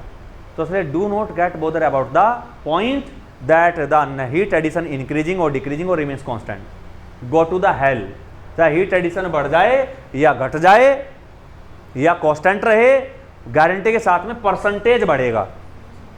अब जितने भी हीट तुम दोगे ना, अब वो चाहे कम दी या ज्यादा दी, अब वो ज्यादा परसेंट कन्वर्ट हो रही है वर्क में, समझा ना। अब जरा सोच के देखो, अगर ये घटता ना, अगर ये 400 का 400 ही रहता, अगर ये 400 का 400 ही रहता तो 240 किलो जूल वर्क तुम्हें मिलता। अगर इतने रुपए यहां पे खर्च करते तुम, तो तुम्हें फायदा 240 का होता, जबकि 160 का हो रहा है। अरे बोलो, 4 छक्की 24, अगर ये 400 किलो जूल होता तो। बात समझ आ रही है नहीं? बताए बच्चों, कहानी क्लियर है? तो इसलिए कभी इस बात पे आपको फोकस करना नहीं है। मुझे लगता है अब आपका कंफ्यूजन क्लियर हुआ है कि हीट एडिशन ओवरऑल बढ़ा है या घटा है या कांस्टेंट रहा है। Go to the hell. अगर हीट एडिशन का एवरेज टेम्परेचर बढ़ गया तो वो जितना भी तुमने ऐड किया, चाहे वो कितना ही किया, कम ज्यादा इतना जितना भी था, अब वो ज्यादा पहले से ज्यादा परसेंट कन्वर्ट होने वाला है वर्क में, है या नहीं? क्योंकि थंब रूल है, जो भगवान जी ने बोला, इन सब का सरदार है कार्नोट साइकिल। बताए सर जी, कहानी क्लियर है या नहीं? यस। तो सर जी अब यहाँ पर मॉडिफिकेशन आपने कर लिया है, अब इनके कंक्लूजन हम लिख रहे हैं यहाँ पे। निष्कर्ष क्या निकले, अब निष्कर्ष लिखते हैं, कंक्लूजन। तो पहला पॉइंट, फर्स्ट पॉइंट, सर जी देखो 1 2 है ना, 1 2 गिवन साइकिल क्या है, दिया गया साइकिल क्या है, 1 2 3 4 1, 1 से 1 पे है ना। फिर और मॉडिफाइड साइकिल क्या है, मॉडिफाइड रैनकाइन साइकिल क्या आ गया, 1 2 डैश 3 डैश 4 डैश 1। राइट और रॉन्ग?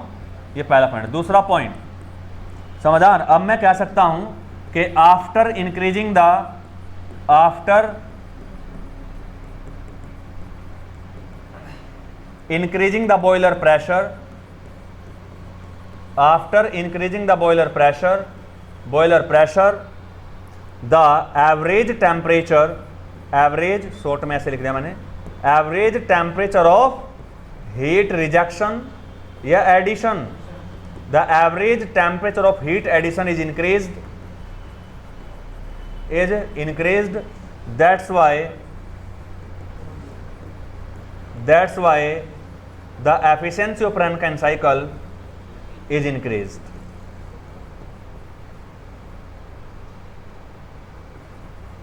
Is increased always, हमेशा गारंटी के साथ में बढ़ेगी। तो क्या बच्चों, यहां तक कि पूरी कहानी क्लियर है, नहीं दोनों पॉइंट समझ आए। अब तीसरा पॉइंट, अब देखो यहां पर क्या है, यहां पर अगर नेटवर्क की बात करें तो मैं कह सकता हूं कि network one side decreased and other side increased. देख लो यहां पे आप भाई, इधर साइड से अगर कटा है डायग्राम तो ऊपर को बढ़ा भी तो है, तो एनक्लोज्ड एरिया अगर इधर से कम हुआ है तो ऊपर को बढ़ा भी तो है, तो एक साइड तो घटा और एक साइड बढ़ा है। अरे बोलो यस। अब हीट एडिशन का भी ऐसी कहानी है। चलिए, तो यह है network one side decrease and other side increase and the heat addition and the total heat addition one side decreased and other side increased। तो बस साइड की बात करें, ओवरऑल का यहाँ पे नहीं पता, मैं ओवरऑल कुछ नहीं लिख रहा हूं मैं कि ओवरऑल इंक्रीज हुआ है ओवरऑल डिक्रीज हुआ, उसका कोई पता नहीं है, बस गारंटी केवल एफिशिएंसी की है और मेन मुद्दा एफिशिएंसी होता है, नेटवर्क का अमाउंट नहीं, एफिशिएंसी मेन मुद्दा है। समझ आ ना? बताए सर जी, तीसरा पॉइंट समझ आया नहीं, जो यहाँ पे लिखा है ऐसा हो रहा है या नहीं? यस। चलिए अब चौथा पॉइंट देखो प्यारे बच्चों, समझ आना। तो यहाँ पर अब क्या है, समझ आना। अब ये तो आपने देख लिया, तो ये बताओ यार, बॉयलर के प्रेशर को बढ़ाना क्या बढ़िया बात है या नहीं? अरे बोलो, बॉयलर का प्रेशर बढ़ के एफिशिएंसी हमेशा ज़्यादा मिलेगी या नहीं? और प्लांट की एफिशिएंसी ज़्यादा होगी तो इसका मतलब क्या है, ज़्यादा बिजली प्रोड्यूस होगी, राइट। तो सर जी बहुत ही खुश हैं हम, क्योंकि प्लांट की तकड़े वाली एफिशिएंसी बढ़ी है। समझ आ ना, प्लांट की एफिशिएंसी बहुत तकड़ी बढ़ी है, समझ आ ना। परंतु जरा यहां भी फोकस कर लो आप, पहले एग्जॉस्ट पे मॉइस्चर कम था और अब तो 10% से क्रॉस कर गया है नहीं। बॉयलर प्रेशर अगर और बढ़ा देते तो पॉइंट यहां से यहां आता तो मॉइस्चर, और टरबाइन के एग्जॉस्ट पे मॉइस्चर कतई भी टॉलरेट नहीं करोगे, है या नहीं? तो सर जी फिर ये चक्कर क्या है, मतलब झूठी बोल रहे हैं आप। हमने सुना नहीं, हमने देखा भी है, जहां भी पावर प्लांट है वहां बॉयलर हमेशा हाई प्रेशर पे ही ऑपरेट कर रहे हैं, और हाई प्रेशर पर तो मॉइस्चर ज्यादा मिल रही है, तो फिर कैसे झेल रखा इस बात को उन्होंने? तुमने कहा था कि बहुत तेजी से लाइफ कम हो जाएगी, बिल्कुल हो जाएगी। मुद्दे की बात है या नहीं? नहीं तो यहां से तो ऐसा लग रहा है कि बस एक लो प्रेशर पे ऑपरेट करेंगे बॉयलर, एक लिमिट के बाद में इन्हें बढ़ाया नहीं जा सकता। यहां तो 60-70 बार पे धमाका हो गया। अब बॉयलर तो 150, 200, 250 बार पे काम कर रहे हैं, समझा? 250 बार तक, 250 बार प्रेशर बॉयलर के अंदर का क्रिटिकल पॉइंट को भी क्रॉस कर गया। अरे है या नहीं? तो वहां तो इसका मतलब क्या है कि मॉइस्चर क्या, बस मॉइस्चर ही मॉइस्चर मान लो तुम, है या नहीं? और तुमने तो कहा था सर जी 10% से ज्यादा झेल नहीं पाएंगे एग्जॉस्ट की मॉइस्चर, ये तो 10% से, अब 10% से तुरंत जैसे ही बढ़ती है तो मैंने क्या कहा था, बहुत तेजी से इरोजन बढ़ता है। तो यहाँ तो सुपरसोनिक स्पीड से इरोजन होगा, यहाँ तो 1-2% नहीं, अच्छा खासा बढ़ रहा है, 20-20, 30-40% हो गया, अब कैसे झेलेंगे आप?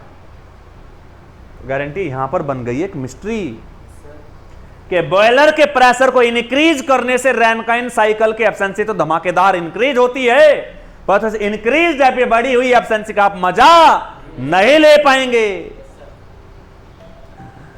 क्योंकि एग्जॉस्ट पे मॉइस्चर कंटेंट 10% को एक्सीड कर जाते हैं, आगे हो जाते हैं उससे, और वो कतई भी टॉलरेटेबल नहीं है।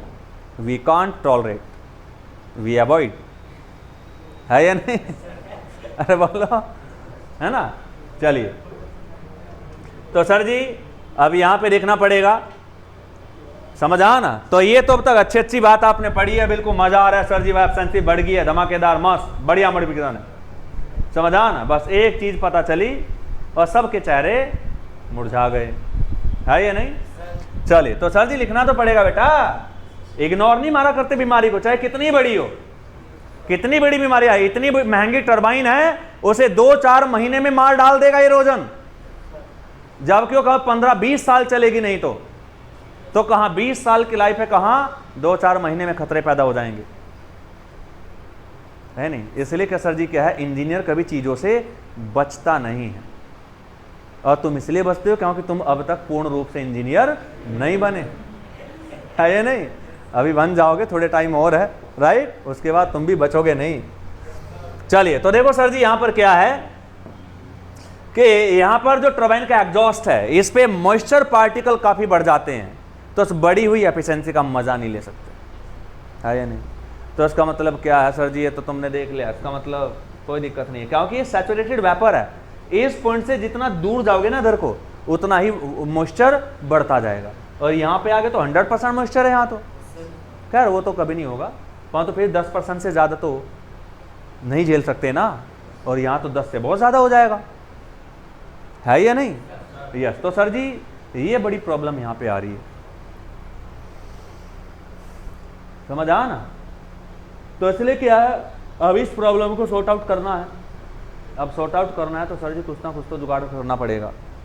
तो इसका मतलब सर जी एक लाइन में मैं ये कहना चाहता हूँ कि बॉयलर प्रेशर बढ़ा के जो एफिशिएंसी बढ़ी है ना, इस बढ़ी हुई एफिशिएंसी का तुम मजा ले नहीं सकते, कि सर जी ऐसा तो मत बोलो।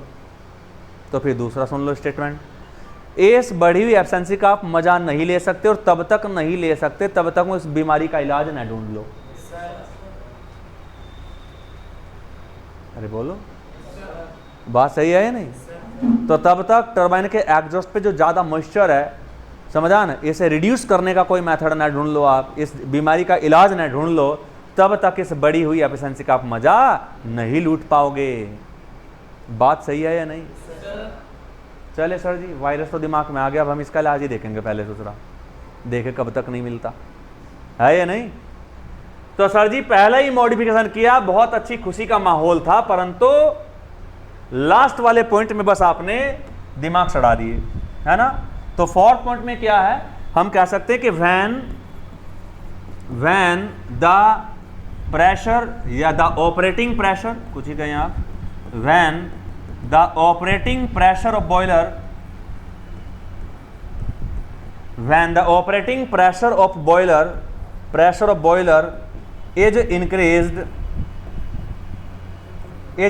देन, यानी तब क्या होता है, then the efficiency of Rankine cycle is also increased, वो भी तो इंक्रीज हो जाती है इसके बढ़ने पे, इज ऑल्सो इंक्रीज्ड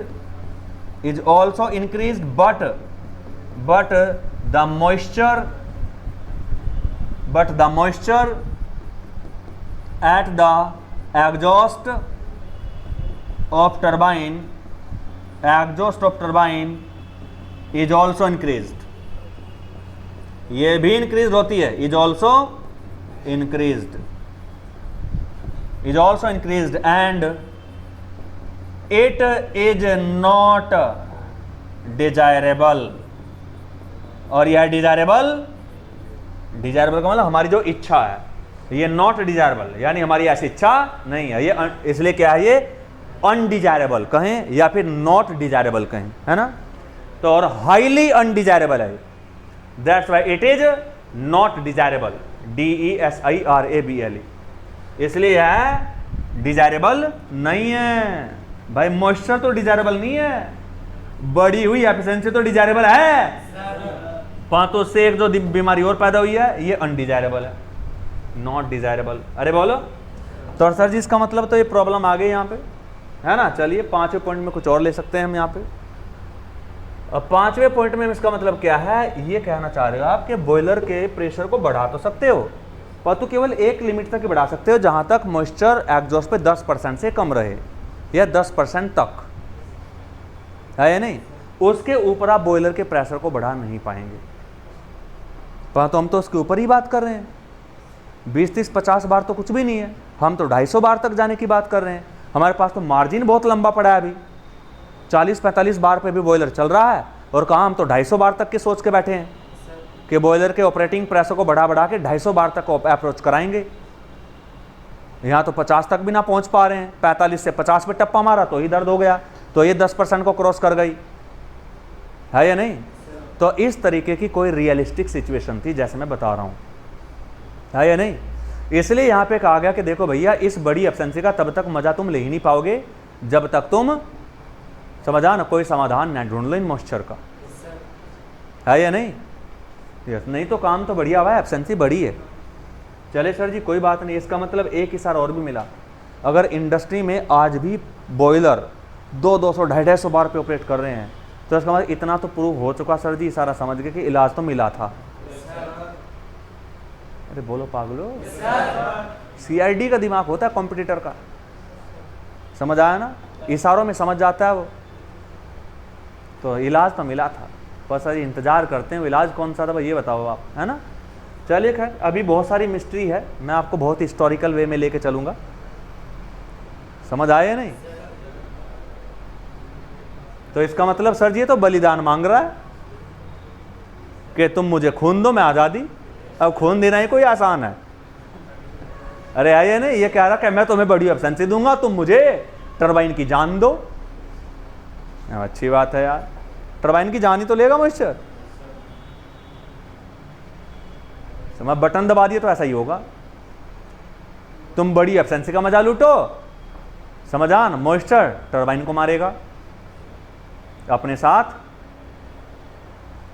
दफन करके ले जाएगा। तो ये कहानी है सर जी, समझ आ ना। तो इसका मतलब sir ji we can not enjoy the increased efficiency of the Rankine cycle because of increase in the boiler pressure. हम एंजॉय नहीं कर पाए इस बढ़ी हुई एफिशिएंसी को, नहीं तो हमारे सामने पड़ी है इंक्रीज्ड एफिशिएंसी। अरे बोलो, चलिए तो सर जी इसलिए क्या है, यहां पर कोई ना कोई समाधान आपको देखना पड़ेगा। चले खैर कोई बात नहीं, समाधान को भी थोड़ा गोली मार दो आप, है ना।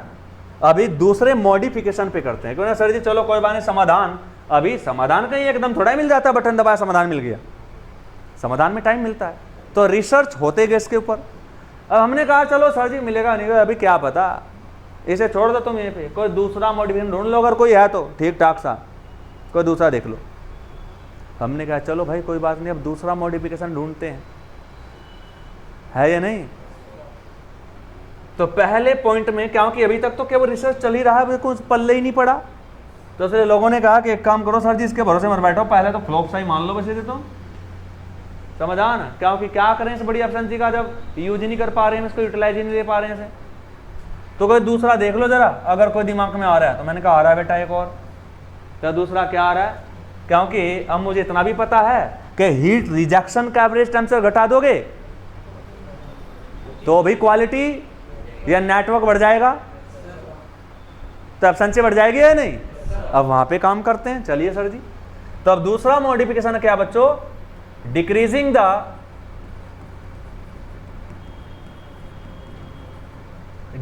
द कंडेंसर, क्योंकि हीट रिजेक्शन तो कंडेंसर में हो रहा है ना, डिक्रीजिंग द कंडेंसर प्रेशर।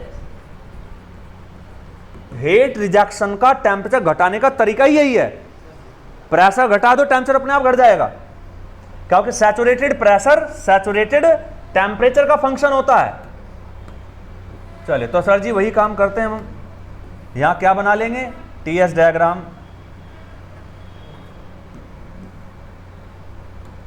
सो ये T और यहां पे एंट्रोपी S डायग्राम हमने बना लिया। तो सर जी ये कुछ ऐसा टीएस डायग्राम हमने बना लिया फ्री हैंड बिल्कुल। और यहाँ पर क्या सर जी देखो, ये तो कंडेंसर की ऑपरेटिंग प्रेशर लाइन है,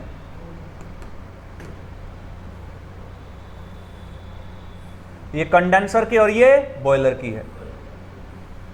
तो देखो अब साइकिल एग्जैक्टली क्या होता है कि यहां से स्टार्ट होता है 1 से 2, फिर यहां 1 से 2, फिर 2 से 3, और कहां तक जाता है 620 तक, यहां तक चले गए सर जी आप।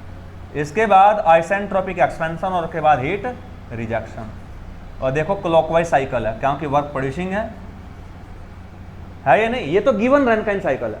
अब इसी रैनकाइन साइकिल में क्या करना, कंडेंसर के प्रेशर को डिक्रीज यानी घटाना है। इसका मतलब ये कांस्टेंट प्रेशर लाइन है कंडेंसर की, और मान लो 10 बार की लाइन या मान लो 1 बार की लाइन है। अगर ये 1 बार की लाइन है तो घटाने के मतलब अब तुम वैक्यूम में जाओगे, बस 1 बार है तो 0.5 बार कर दो। तो सर जी यहां पर मान लो कोई लाइन मैंने खींची और मैं ये चाह रहा हूं कि इस कंडेंसर को यहां की बजाय इस वाली लाइन पे ऑपरेट कराना चाह रहा हूं मैं, और ये लाइन लो प्रेशर की लाइन है, राइट। तो अगर ऐसा करना है, अगर यहां पे ऑपरेट कराना है, तो इसका मतलब सीधी सी बात है सर जी, अगर यहां पर ऑपरेट कराना है, ये तो 1 था और ये 4 था, राइट। अगर यहां पे ऑपरेट कराना है तो अभी टरबाइन का एक्सपेंशन 3 से जो लेके यहां तक हुआ, यहां तक नहीं, यहां तक होना चाहिए। टरबाइन का एक्सपेंशन यहां तक कराओ, अरे बोलो, और यहां तक कराने के बाद समझा ना, फिर क्या करो आप यहां पर हीट रिजेक्ट करो, अरे बोलो, और रिजेक्ट करने के बाद फिर यहां तक आओ, क्योंकि आइडियली हम क्या मानते हैं, सैचुरेटेड लिक्विड, तो इसलिए यहां पे नहीं रोक सकते हम, यहां पे आना पड़ेगा हमें। आइडियली हम सैचुरेटेड लिक्विड मान रहे, राइट। तो इसलिए यहां से फिर यहां तक जाओ आप, अरे समझ आ रहे हैं नहीं, यहां से आप यहां तक जाएंगे, अरे समझ आए या नहीं।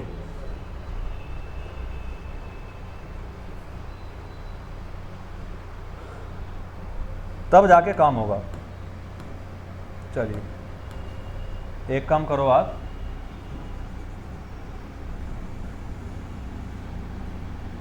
समझा ना, आप मान लो यहां से यहां तक आए और यहां से आने के बाद उसके बाद आपने यहां पे पंपिंग की है, राइट।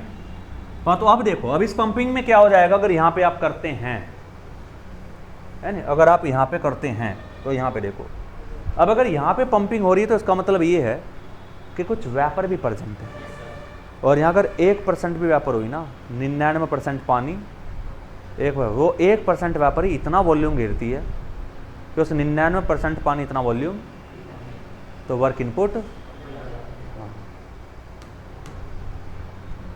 अब समझ आ रहे हैं नहीं। तो इसलिए हम क्या है, यहाँ तक जाएंगे और यहाँ तक जाने के बाद हम यहाँ पे आएंगे इस तरीके से, और ये क्या 1 था 1' आ गया, ये 2 था यहाँ 2' आ गया, और 2' से पहले सेंसिबल हीट, फिर लैटेंट हीट, फिर सेंसिबल हीट, और इससे ऊपर तो हम जा ही नहीं सकते 620 से, अरे बोलो। तो पहले ये कहानी थी यहाँ से और ये काम हुआ, राइट। तो सर जी यहाँ पर 2 साइकिल आपको दिखे हैं, समझ आ ना, और वो साइकिल कौन कौन से दिखे हैं अब देखो। तो ये तो था मॉडिफिकेशन जो आपको यहाँ पर दिख रहा होगा। अब इसका जरा कंक्लूजन करते हैं, निष्कर्ष निकालते हैं। तो अब इनका हम कंक्लूजन पढ़ेंगे बच्चों कि क्या हो रहा है। कंक्लूजन में सबसे पहला पॉइंट 1 2 3 4 1, ये क्या है, गिवन रैनकाइन साइकिल, आरसी मतलब रैनकाइन साइकिल। और ये क्या है, 1' 2' 3 4' 1', राइट। ये क्या बच्चों, दिस इज मॉडिफाइड रैनकाइन साइकिल। और कौन सा मॉडिफिकेशन है, कंडेंसर के प्रेशर को डिक्रीज करने वाला है या नहीं। चले तो सर जी यहीं से देख लो आप, अब 2 चीजें हैं। अगर मैं यहां से कहूं तो आपको 2 चीजें कहूंगा। देखो, हीट रिजेक्शन का टेम्परेचर तो अच्छा खासा घट गया। अब जो हीट रिजेक्ट हो रही है, समझा, बहुत ही लो टेम्परेचर पे हो रही है, चाहे वो ज़्यादा हो रही हो या कम हो रही हो, इससे मतलब कभी होता ही नहीं है या नहीं। क्योंकि नेटवर्क भी तो बढ़ा है, ये इतना नेटवर्क नहीं बढ़ गया क्या दोनों साइड से, अरे बोलो, यस। तो यहाँ से क्या सर जी, अब अगर मैं कहूँ तो मैं ये कहूँगा सर जी देखो कुछ ना कुछ हीट एडिशन भी बढ़ गया। पहले 2 से 3 के अंडर का एरिया, अब 2' से 3 के अंडर का एरिया, तो हीट एडिशन बढ़ा है या नहीं, हीट रिजेक्शन के बारे में कुछ नहीं कह सकता मैं। 4 से 1 के अंडर का एरिया, अब 4' से 1 क्या हो कि थोड़ा से आगे चला गया ये, पर तो ग्रेविटी के साथ में ओवरऑल ये घटता ही है, क्योंकि जरा सा ही पोर्शन है। समझ आ रहा है ना? यस। तो इसलिए मुझे तो केवल एब्सेंसी के बारे में खुलासा करना है, समझ आ ना? चलिए, तो यहां पर क्या है, हीट एडिशन तो बड़ा है और गारंटी के साथ में नेटवर्क भी बड़ा है, समझ आ ना? तो सच बताऊं तो यहां पे आप कंफ्यूज हो जाएंगे। अगर रैनकाइन साइकिल के एब्सेंस निकालेंगे तो ये नेटवर्क बटा हीट इनपुट ही होता है। अब नेटवर्क बढ़ा तो इसके बढ़ने से तो बढ़ेगा, तो हीट इनपुट भी बढ़ा है, इसके बढ़ने से घटेगा। तो आप रैनकाइन साइकिल की एब्सेंसी का कोई अंदाजा नहीं लगा पाओगे इस बार, परंतु हम तो थंब रूल जानते हैं ना, उसके हिसाब से काम करेंगे। तो देखो सर जी, यहाँ पर दो चीज़ें एक साथ हो रही हैं। हीट रिजेक्शन का एवरेज टेम्परेचर घटा है और इस पे मेरा फोकस भी है, परंतु साथ में हीट एडिशन का कुछ ना कुछ घट गया है। 2 से 3 का देखो एवरेज टेम्परेचर ज़्यादा है, अब 2' का लो है ना, ये तो 620 ही है, तो एवरेज टेम्परेचर कम आएगा। यस, परंतु यहाँ पर एक लॉजिक है, इतना हम जानते हैं कि ये जो डोम होता है, ये होता है यहाँ पे क्या, क्रिटिकल पॉइंट। इस वाली लाइन को बोलते हैं सैचुरेटेड लिक्विड लाइन, इसे बोलते हैं सैचुरेटेड वेपर लाइन। तो मैंने तुम्हें लिखा था इस वाली लाइन का स्लोप ज़्यादा होता है और इस वाली लाइन का स्लोप कम होता है या नहीं? और इसका पॉजिटिव होता है, इसका नेगेटिव। चलो ज़्यादा और कम की बात करते। अगर स्लोप ज़्यादा है तो लाइन थोड़ा खड़ी होगी और स्लोप कम है तो थोड़ा पड़ी लाइन होगी हॉरिजॉन्टल। अरे है या नहीं? इसलिए मैंने इसे कहा था जेंटल स्लोप, इसे कहा था स्टीपर स्लोप। ज़्यादा स्लोप को स्टीपर बोलते हैं। अरे है या नहीं? तो इसका मतलब ये बताओ यार, अगर यहाँ पे बॉयलर की प्रेशर लाइन है, समझा ना, अगर यहाँ पर ये बॉयलर की प्रेशर लाइन है तो जस्ट इमेजिन करना कि ये पॉइंट यहाँ था, यहाँ से यहाँ गया। अगर ये पॉइंट यहाँ भी आ गया तो लाइन वर्टिकल होने की वजह से थोड़ा सा लगभग, तो ये वाला जो गैप है दोनों लाइनों के बीच का ये बहुत ही कम होगा। तो यहाँ से जाएंगे तो इसके लगभग ही नज़दीक से मिलेगा ये। अगर ये लाइन ज़्यादा लेटी हुई होती तो फिर ये यहाँ और ये वाली लाइन यहाँ, तो देखो ये गैप कितना ज़्यादा होता, तो ये लाइन थोड़ा सा ज़्यादा स्लोप में होती है। इसलिए हीट एडिशन का जो एवरेज टेम्परेचर घटा है वो बहुत ही कम घटेगा, समझ आ ना? और हीट रिजेक्शन जो एवरेज टेम्परेचर घटा है वो बहुत ज़्यादा घट जाएगा। और हीट रिजेक्शन का एवरेज टेम्परेचर ज़्यादा घटने की वजह से बहुत ज़्यादा इंप्रूवमेंट हो जाएगा रैनकाइन साइकिल की एफिशिएंसी में। तो जो ओवरऑल इफेक्ट आपको मिलेगा वो हमेशा रैनकाइन साइकिल की एफिशिएंसी का इंक्रीज ही मिलेगा। अरे है या नहीं? तो कंडेंसर प्रेशर को अगर आप घटा देते हैं तो रैनकाइन साइकिल की एफिशिएंसी आपको ज़्यादा मिलती है। इसलिए जितने भी हिंदुस्तान में या वर्ल्ड में पावर प्लांट हैं, उन सभी पावर प्लांट में जो कंडेंसर है वो ऑलवेज वैक्यूम पे काम कर रहा होता है। उसका जो ऑपरेटिंग प्रेशर है वो ऑलवेज एटमॉस्फेरिक नहीं, क्या होता है, वैक्यूम। जबकि वैक्यूम तक जाने में हम थोड़ा खतरा महसूस करते हैं, क्योंकि लीकेज होने के चांस रहते हैं, क्योंकि बाहर का प्रेशर 1 बार यानी ज़्यादा और बर्तन के अंदर का, कंडेंसर के अंदर कम, तो बाहर से हवा अंदर जा सकती है या नहीं? तो सील्ड कर दिया पूरा सिस्टम में, कोई दिक्कत नहीं, प्रॉपर सीलिंग दे रखी है, समझ आ ना? यानी खतरा हमने झेला, उसके बाद भी वैक्यूम पे ऑपरेट करा रहे हैं हम। क्यों? क्योंकि फायदा हो रहा है, रैनकाइन साइकिल एफिशिएंसी ज़्यादा दे रहा है, यानी पावर प्लांट एफिशिएंसी ज़्यादा दे रहा है, यानी उतना कोयला फूक के अब ज़्यादा प्रॉफिट में मारे हैं, है या नहीं? अब कम कोयला जला के आप ज़्यादा वर्क प्राप्त कर रहे हैं, इसका मतलब ये है, राइट? अरे समझ आया ना? तो सर जी पहला पॉइंट। दूसरा पॉइंट क्या है कि here the average temperature of heat addition क्या decreases but the average temperature, AVG मतलब average, the average temperature of heat rejection, average temperature of heat rejection significantly. अब देखिए अलग सा वर्ड लगा दे मैंने इसमें, समझ आया ना इसका मतलब? ये अच्छा खासा घट रहा है, वो कम घटा है, वो केवल घटा है, ये अच्छा खासा घटा है। Heat rejection significantly decreased, that's why, है ना, दैट्स वाई, यानी इसी वजह से that's why the overall effect, यानी जो पूरा इफेक्ट है overall, that's why the overall effect comes in the increased in efficiency, increased in efficiency। इसलिए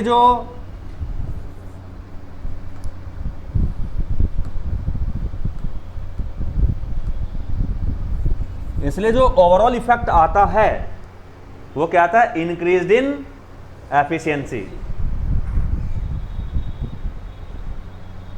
इंक्रीज्ड इन एफिशिएंसी, एफिशिएंसी में इंक्रीज्ड वाला इफेक्ट आता है ओवरऑल, डिक्रीज नहीं हुई है, इंक्रीज हुई है। बताया सर जी, कहानी समझ आना। इसका मतलब क्या सर जी, हमेशा कंडेंसर को आप वैक्यूम पे ऑपरेट कराएंगे क्योंकि 1 बार पे तो पहले ही होता है। अरे बोलो 1 बार पे तो पहले ही होता है। बताइए दूसरा पॉइंट समझ आया। चले अब तीसरा पॉइंट देखो बच्चों, समझ आया ना। तो तीसरा पॉइंट क्या भी है देखो, तो तीसरे पॉइंट में डियर यहां पर आपको एक चीज और समझ आ रही होगी, समझ आ ना। ठीक है, एब्सेंसी तो मिल गई यहां पे बड़ी हुई, समझ आ ना। तो यहां से एक चीज मैं कह दूंगा फिर, समझ आ ना, कि in the because of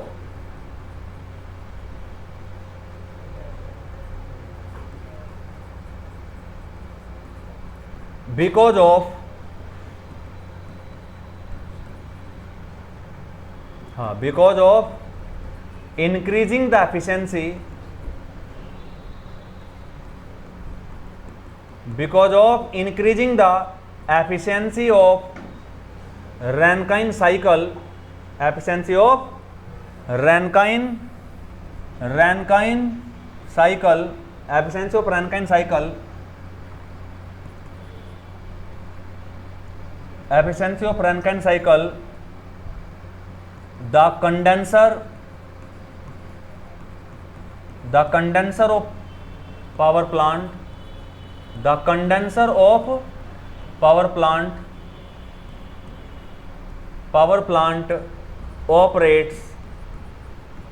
operates at vacuum pressure, है ना। ये बड़े बड़े बेहतरीन क्वेश्चन है इंजीनियरिंग सर्विसेज के इंटरव्यू के, है ना। वो बोले बताइए पावर प्लांट में कंडेंसर को वैक्यूम पे क्यों चला रहे, जबकि वहां तो लीकेज का चांस और बढ़ जाता है वैक्यूम पे लाके, तो 1 बार पे क्यों नहीं करा रहे हो आप। आंसर क्या होगा, आंसर क्या होगा, हाँ बस तुम केवल ऐसा सोचते हो। इस बात से इंटरव्यू सेटिस्फाई हो जाएगा भाई। इतना तो गधा भी अंदाजा लगा सकता है कि कुछ काम अगर ये किया होगा तो फायदा होगा, तभी क्या होगा।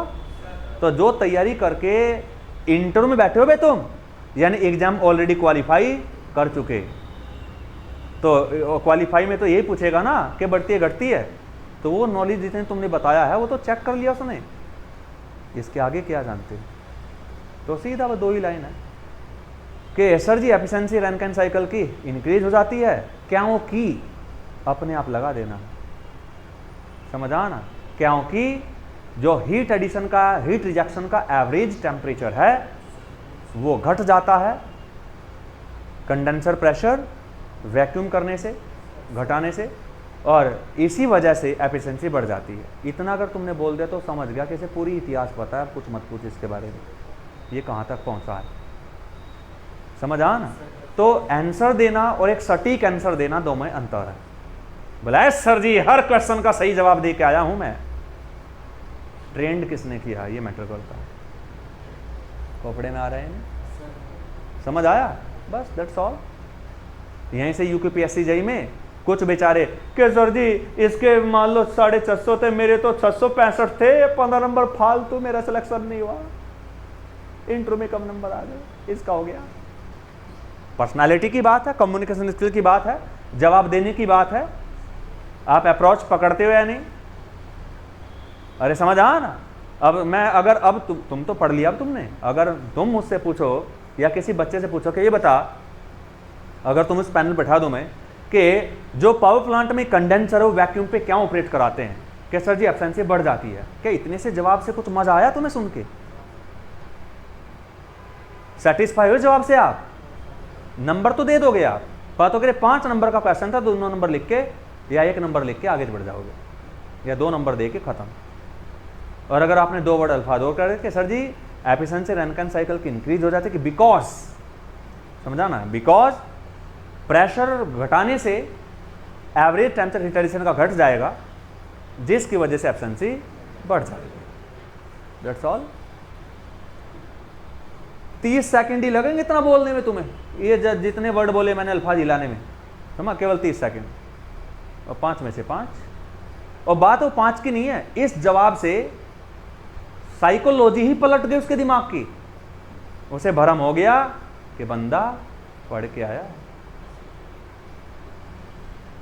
समझ आ ना, बस साइकोलॉजी सेट होगी। अब जो भी क्वेश्चन पूछेगा ना तुमसे, वो 5-4 जवाब अगर दे दिए, समझ आ ना, तो अगर तुमने गलत भी दिया तब भी तुम्हें अच्छे नंबर दे के जाएगा। वो बड़ा खेल होता है, समझ आ रहा है ना। तो सही जवाब देना और एक सटीक जवाब देना दोनों में अंतर है ये नहीं? Yes.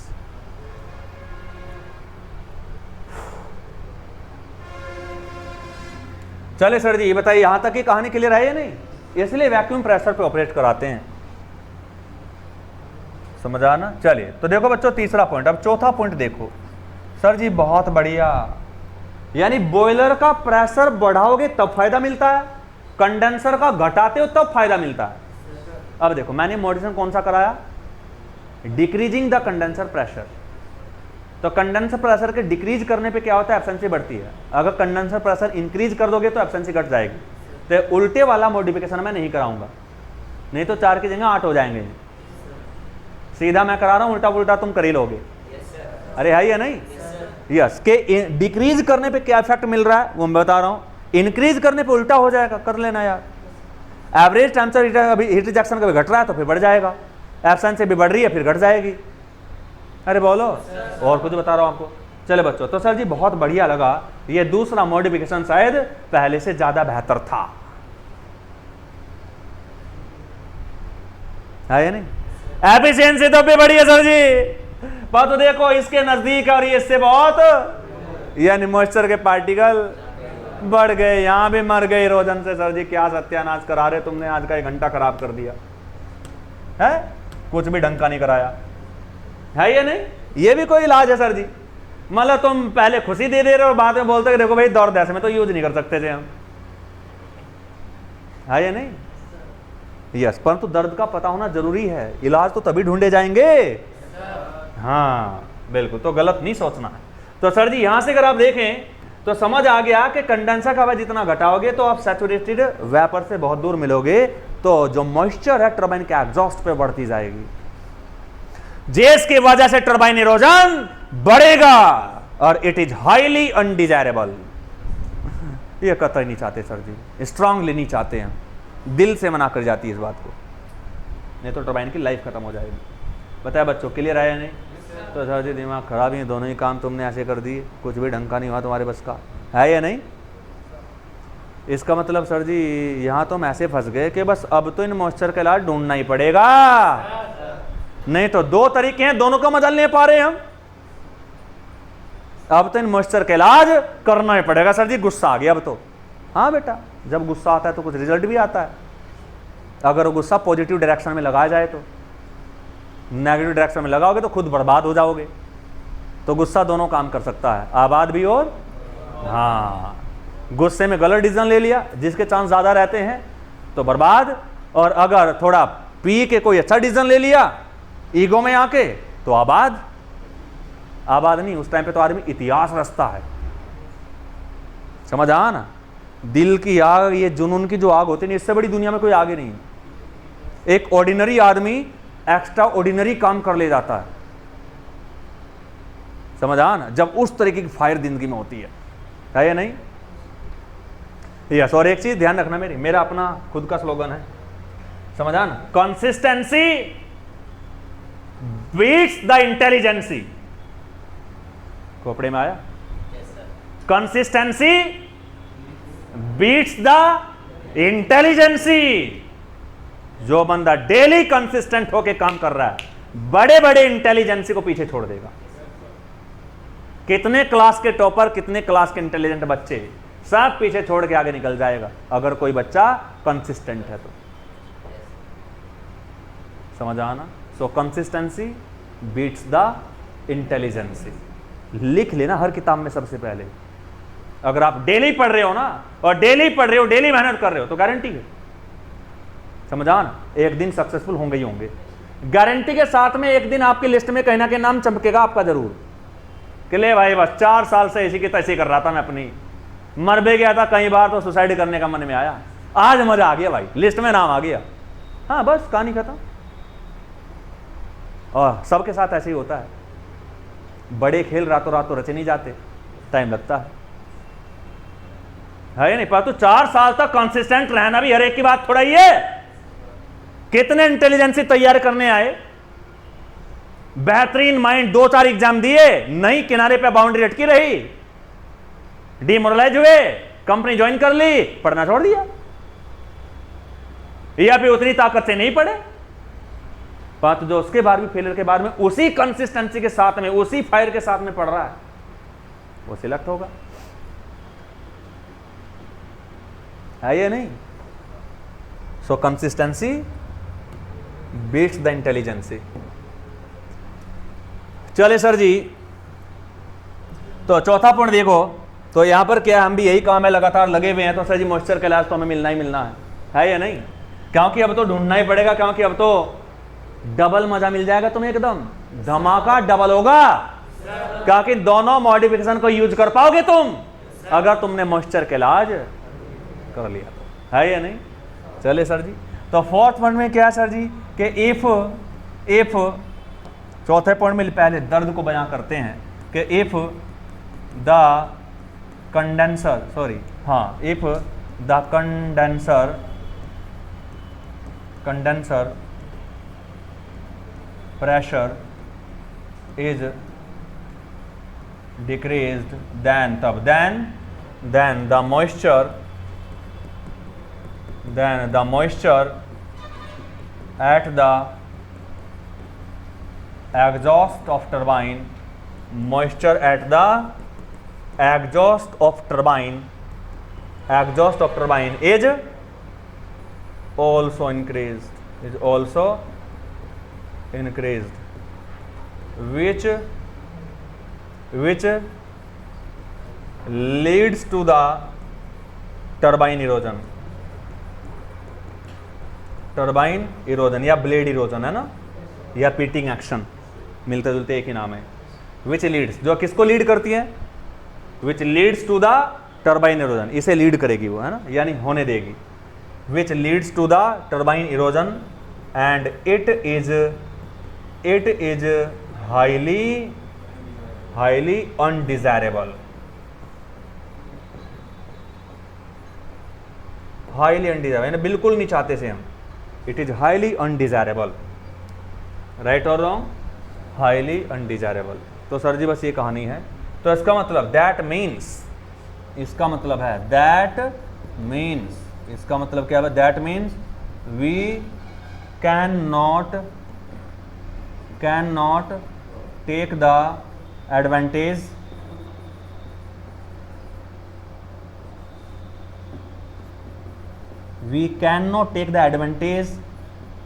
of this increased efficiency because of decreasing the condenser pressure, of this increased efficiency,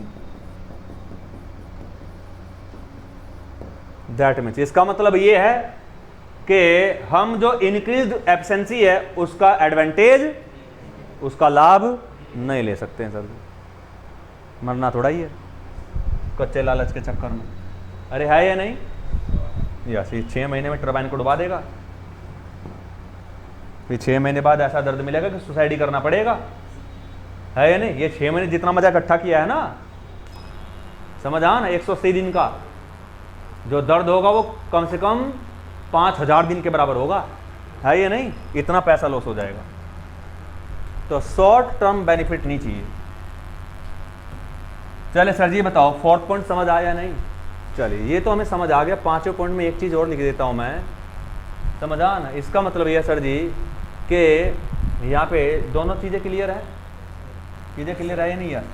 तो सर जी इसका मतलब यहाँ से ये समझ आ रहा है कि हमने दो काम किए हैं, बॉयलर B4 बॉयलर और P4 प्रेशर। तो बॉयलर प्रेशर को हमने बढ़ाया and condenser C4 condenser pressure को हमने घटाया, और ये दोनों काम हमने बारी बारी से किए। तो दोनों से समझा ना फ़ायदा हुआ, रैनकाइन साइकिल की एफिशिएंसी बढ़ी, समझा ना। परंतु बात यह है कि हम मज़ा नहीं ले पाए,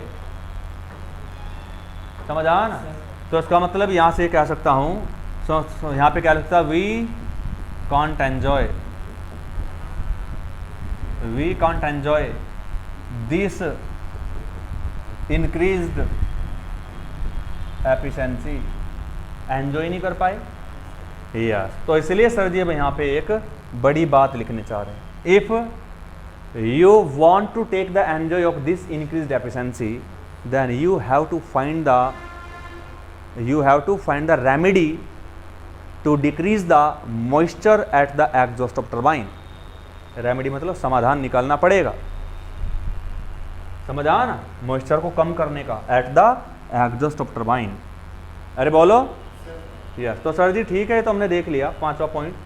पर तो छठे पॉइंट में दिमाग में एक चीज आती है कि how to take the enjoy, how to take the enjoy of this increased efficiency of Rankine cycle, because of, किसकी वजह से जो हो रही है, because of increasing the boiler pressure and decreasing the condenser pressure. देखो अपवर्ड एरो मतलब increase, downward arrow मतलब डिक्रीज। इंक्रीज का मतलब बढ़ना, डिक्रीज का मतलब घटना। बोले बच्चों ये क्वेश्चन दिमाग में आता है या नहीं? यस। तो सर जी ये क्वेश्चन दिमाग में आया, और जब ये क्वेश्चन दिमाग में आया, समझा ना, तभी जाके एक बहुत बड़ा, समझा ना, मॉडिफिकेशन सामने आया। एक बहुत बड़ा कारनामा इंजीनियर्स ने किया, और उसी कारनामे ने समाधान निकाला इस मॉइस्चर का, जो एक्सेसिव अमाउंट में बॉयलर के टरबाइन के एग्जॉस्ट पर प्राप्त हो रही थी ये काम करने के बाद, समझा ना। तो कैसे एंजॉय करेंगे सर जी? तो जवाब क्या होगा यहाँ पे, जवाब तो दे दो, तो क्वेश्चन पूछा मैंने, जवाब क्या होगा, समझा, find the method to decrease the moisture at exhaust of turbine। सीधी बात है, जवाब मिल गया कि मेथड को फाइंड करो, वो तरीका ढूंढो जिससे टरबाइन के एग्जॉस्ट मॉइस्चर को घटा सको। मैंने कहा ठीक है, अब सोच रहा हम यही काम करेंगे पहले, अब हम और कहीं देखते ही नहीं है, समझा ना। चले बच्चों, तो यहाँ से जब हमने ये पूरा ड्रामा देखा और यहाँ पे चीज़ें हमें इस तरह की दिखाई दी, तो यहीं से एक बड़ा मॉडिफिकेशन सामने निकला। यानी यहाँ से जब हम मेथड को ढूंढने चले, तो सर जी ढूंढने से तो वो कहते हैं कि भगवान भी मिल जाते हैं, समझा ना, ये तो मात्र एक मेथड है। अरे है ये नहीं, भगवान किसी भी प्रॉब्लम को बनाने से पहले उसका समाधान बनाता है, ये नेचर का रूल है, ऐसे मान लेना, समझा ना, कि भगवान किसी समस्या को अगर उसने बनाया तो समस्या बनाने से पहले उसने समाधान बनाया, है या नहीं। और ये प्रकृति का रूल है, इसे दिमाग में बैठा लेना। तो किसी भी समस्या से भागने की कोशिश ना करें, हर समस्या का समाधान है, समझा। पर तो लोग मरते क्या हैं, क्योंकि पेशेंस ही नहीं है, वो रातों रात कुछ करना चाहते हैं, समझा ना। तो you have to have the patience in the life and slowly time will change everything.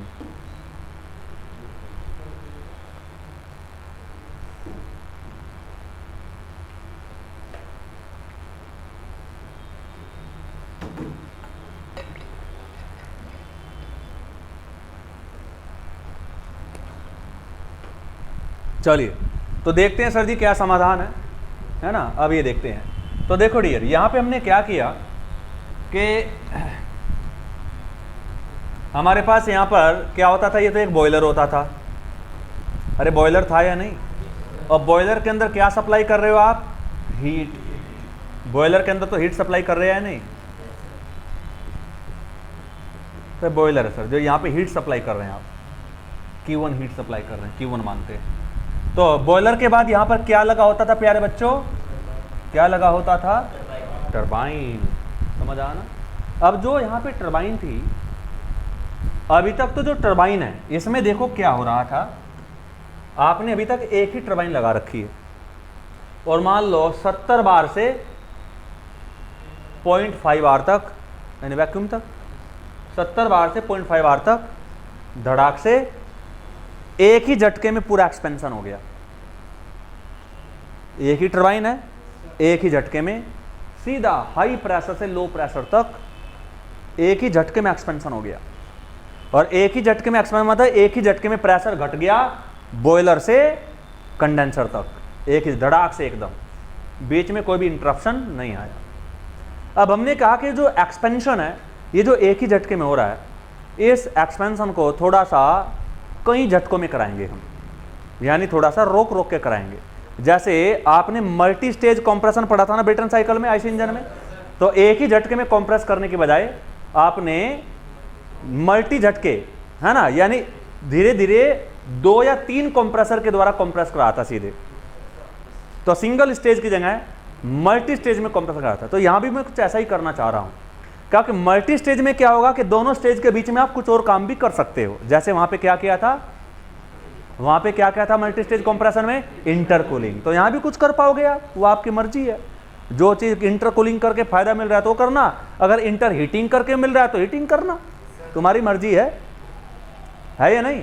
चले, तो यहां पर हमने क्या डिसाइड किया कि जो टरबाइन है, टरबाइन को थोड़ा सा फिर मॉडिफाई करना पड़ेगा जिससे एक ही झटके में ना हो के एक्सपेंशन 2 या 3 झटकों में हो। अरे है या नहीं, यस। तो यहां पे हमने क्या किया, एक टरबाइन को थोड़ा सा मॉडिफाई किया और यहां पर टरबाइन हमने कुछ इस तरीके की बनाई कि यहां पर एक टरबाइन हमने ये बनाई डियर, उसके बाद एक टरबाइन हमने ये बनाई। ये समझा, एक बड़ी सी टरबाइन ना लाके छोटी छोटी 2 ले आए, है या नहीं। और ये टरबाइन जो होती है ना एक ही सैफ्ट के ऊपर माउंटेड होती हैं, एक ही सैफ्ट, कॉमन सैफ्ट के ऊपर बंधी होती है या नहीं। अगर एक टरबाइन घूम रही है तो सैफ्ट तो पूरी घूमेगी, है या नहीं। ये ऐसी बात है, एक ही साइड पे 2 ब्लेड यहां भी है, यहां भी है। एक बंदा इस वाले ब्लेड को आगे धका रहा है, एक बंदा इसे धका रहा है, तो 2 बंदे काम कर रहे हैं सैफ्ट के ऊपर। तो सैफ्ट के ऊपर डबल इफेक्ट के साथ में घूमेगी या नहीं, तो वही काम है। तो यहाँ पे 2 आदमी ले आए हम। तो ऐसी टरबाइन, अब ये टरबाइन नंबर 1 है और ये टरबाइन नंबर 2 है। तो 2 स्टेज वाली टरबाइन हम ले आए, सिंगल स्टेज नहीं, डबल स्टेज टरबाइन ले आए, छोटी छोटी 2 लगी हैं उसमें एक ही सैफ्ट के ऊपर। तो देखो अब हमने यहाँ से किया, यहाँ पर क्या होता था सर जी, यहाँ होता था कंडेंसर और यहाँ पर क्या होता था, पंप। यहाँ होता था प्यारे बच्चों ये पंप, राइट और रॉन्ग।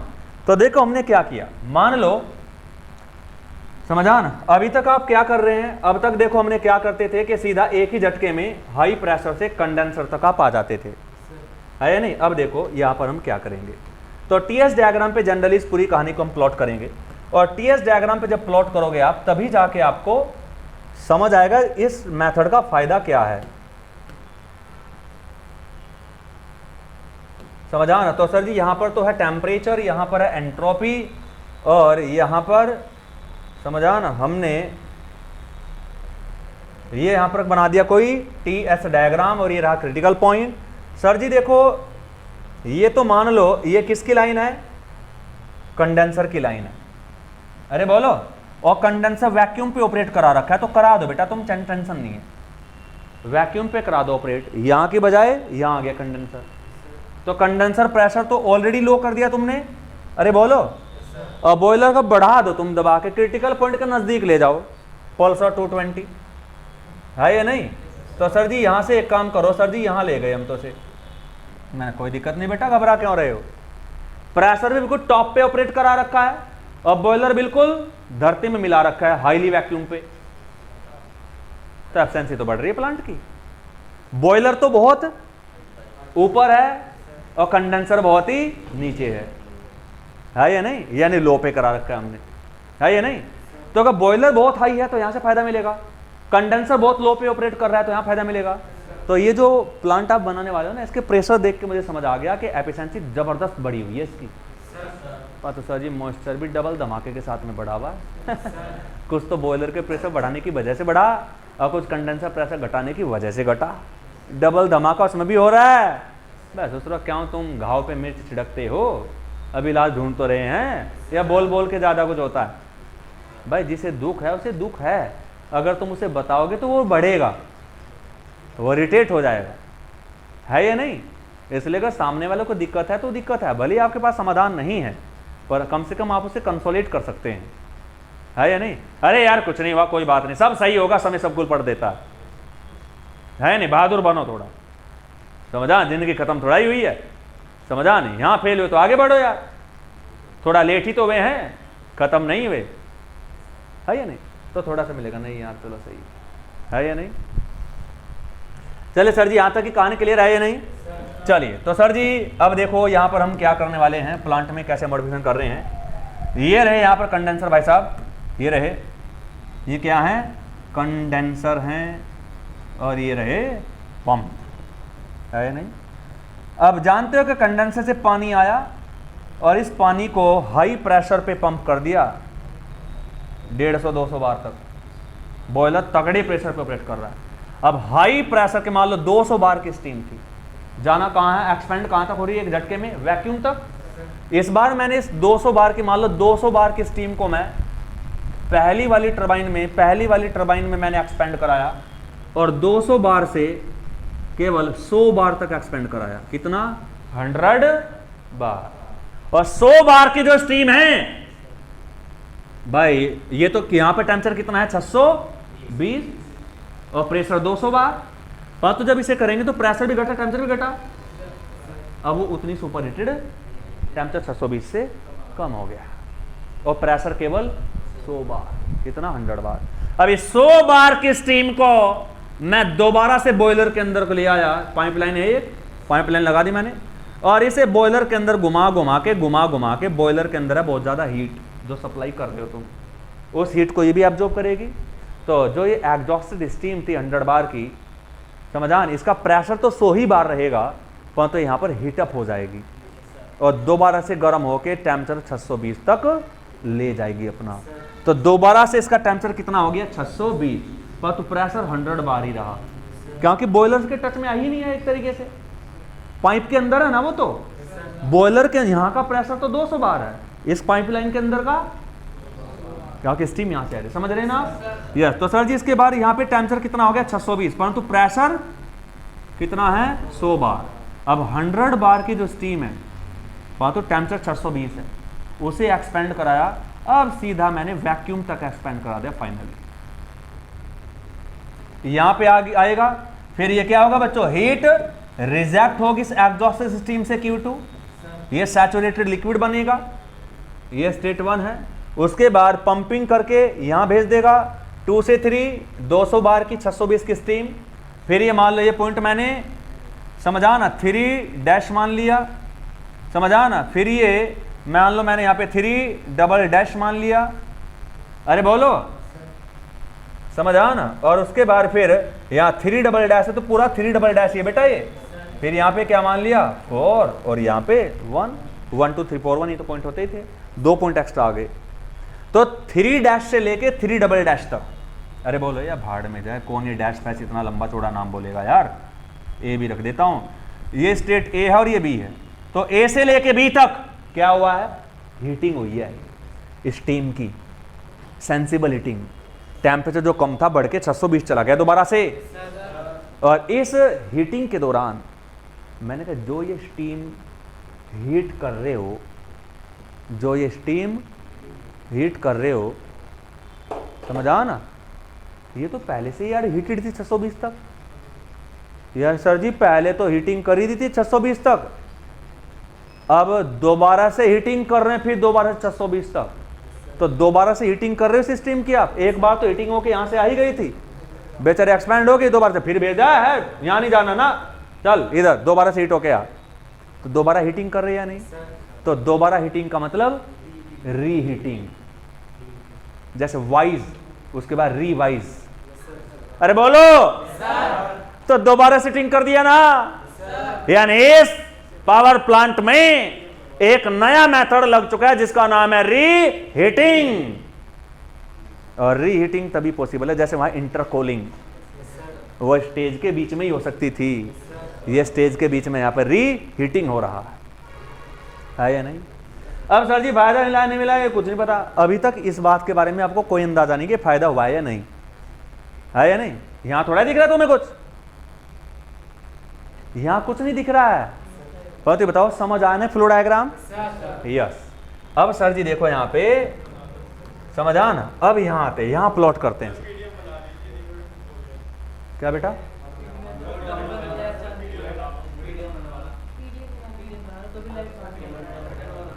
अच्छा, सही बोल रहे हो बेटा। लाइट नहीं है क्या आज? अच्छा, ये कौन सा है? पावर प्लांट है ना, लेक्चर 2, राइट।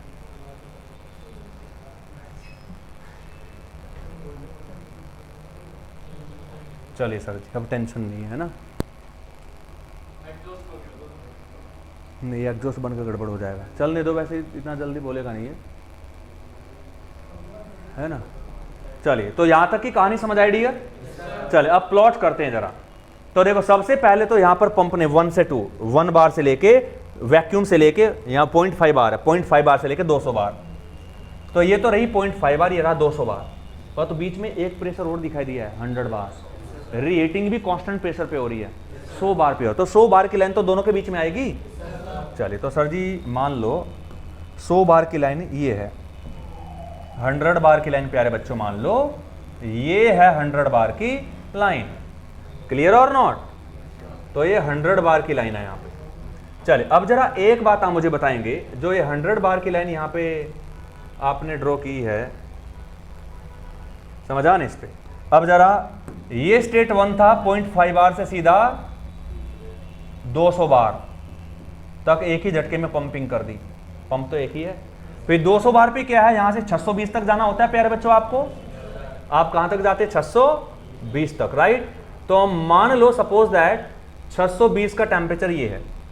जस्ट इमेजिन कि मान लो 620 का जो टेम्परेचर है वो ये लाइन से दिखा रहा हूं मैं, है ना? कि ये है, ये मान लो 620 टेम्परेचर, 620 तक आप जाएंगे तो यहां तक जाएंगे मान लो। जस्ट इमेजिन, ये फ्री हैंड स्केच है ओनली। देखो तो 1 से 2, और 2 से फिर क्या है, सेंसिबलिटी ऐड होगी बॉयलर के अंदर, उसके बाद फिर लैटेंट ऐड होगी, फिर 620 तक सुपर हीटिंग कर देंगे आप। इसके बाद फिर देखो यहां से एक्सपेंशन होगा कहां तक? 100 बार तक। तो 100 बार पे आएंगे बच्चों, तो 100 बार देखो यहां पे आ रहा है 100 बार तक, 200 बार से 100 बार तक एक्सपेंशन। फिर चला जाएगा बॉयलर के अंदर, और बॉयलर क्या करेगा? इसी 100 बार पे से 2 बार टेम्परेचर क्या कर देगा? तो बेटा इसी लाइन पे रहने वाले हो आप, क्योंकि 100 का 100 बार प्रेशर है। तो यहां तक आ गए या नहीं?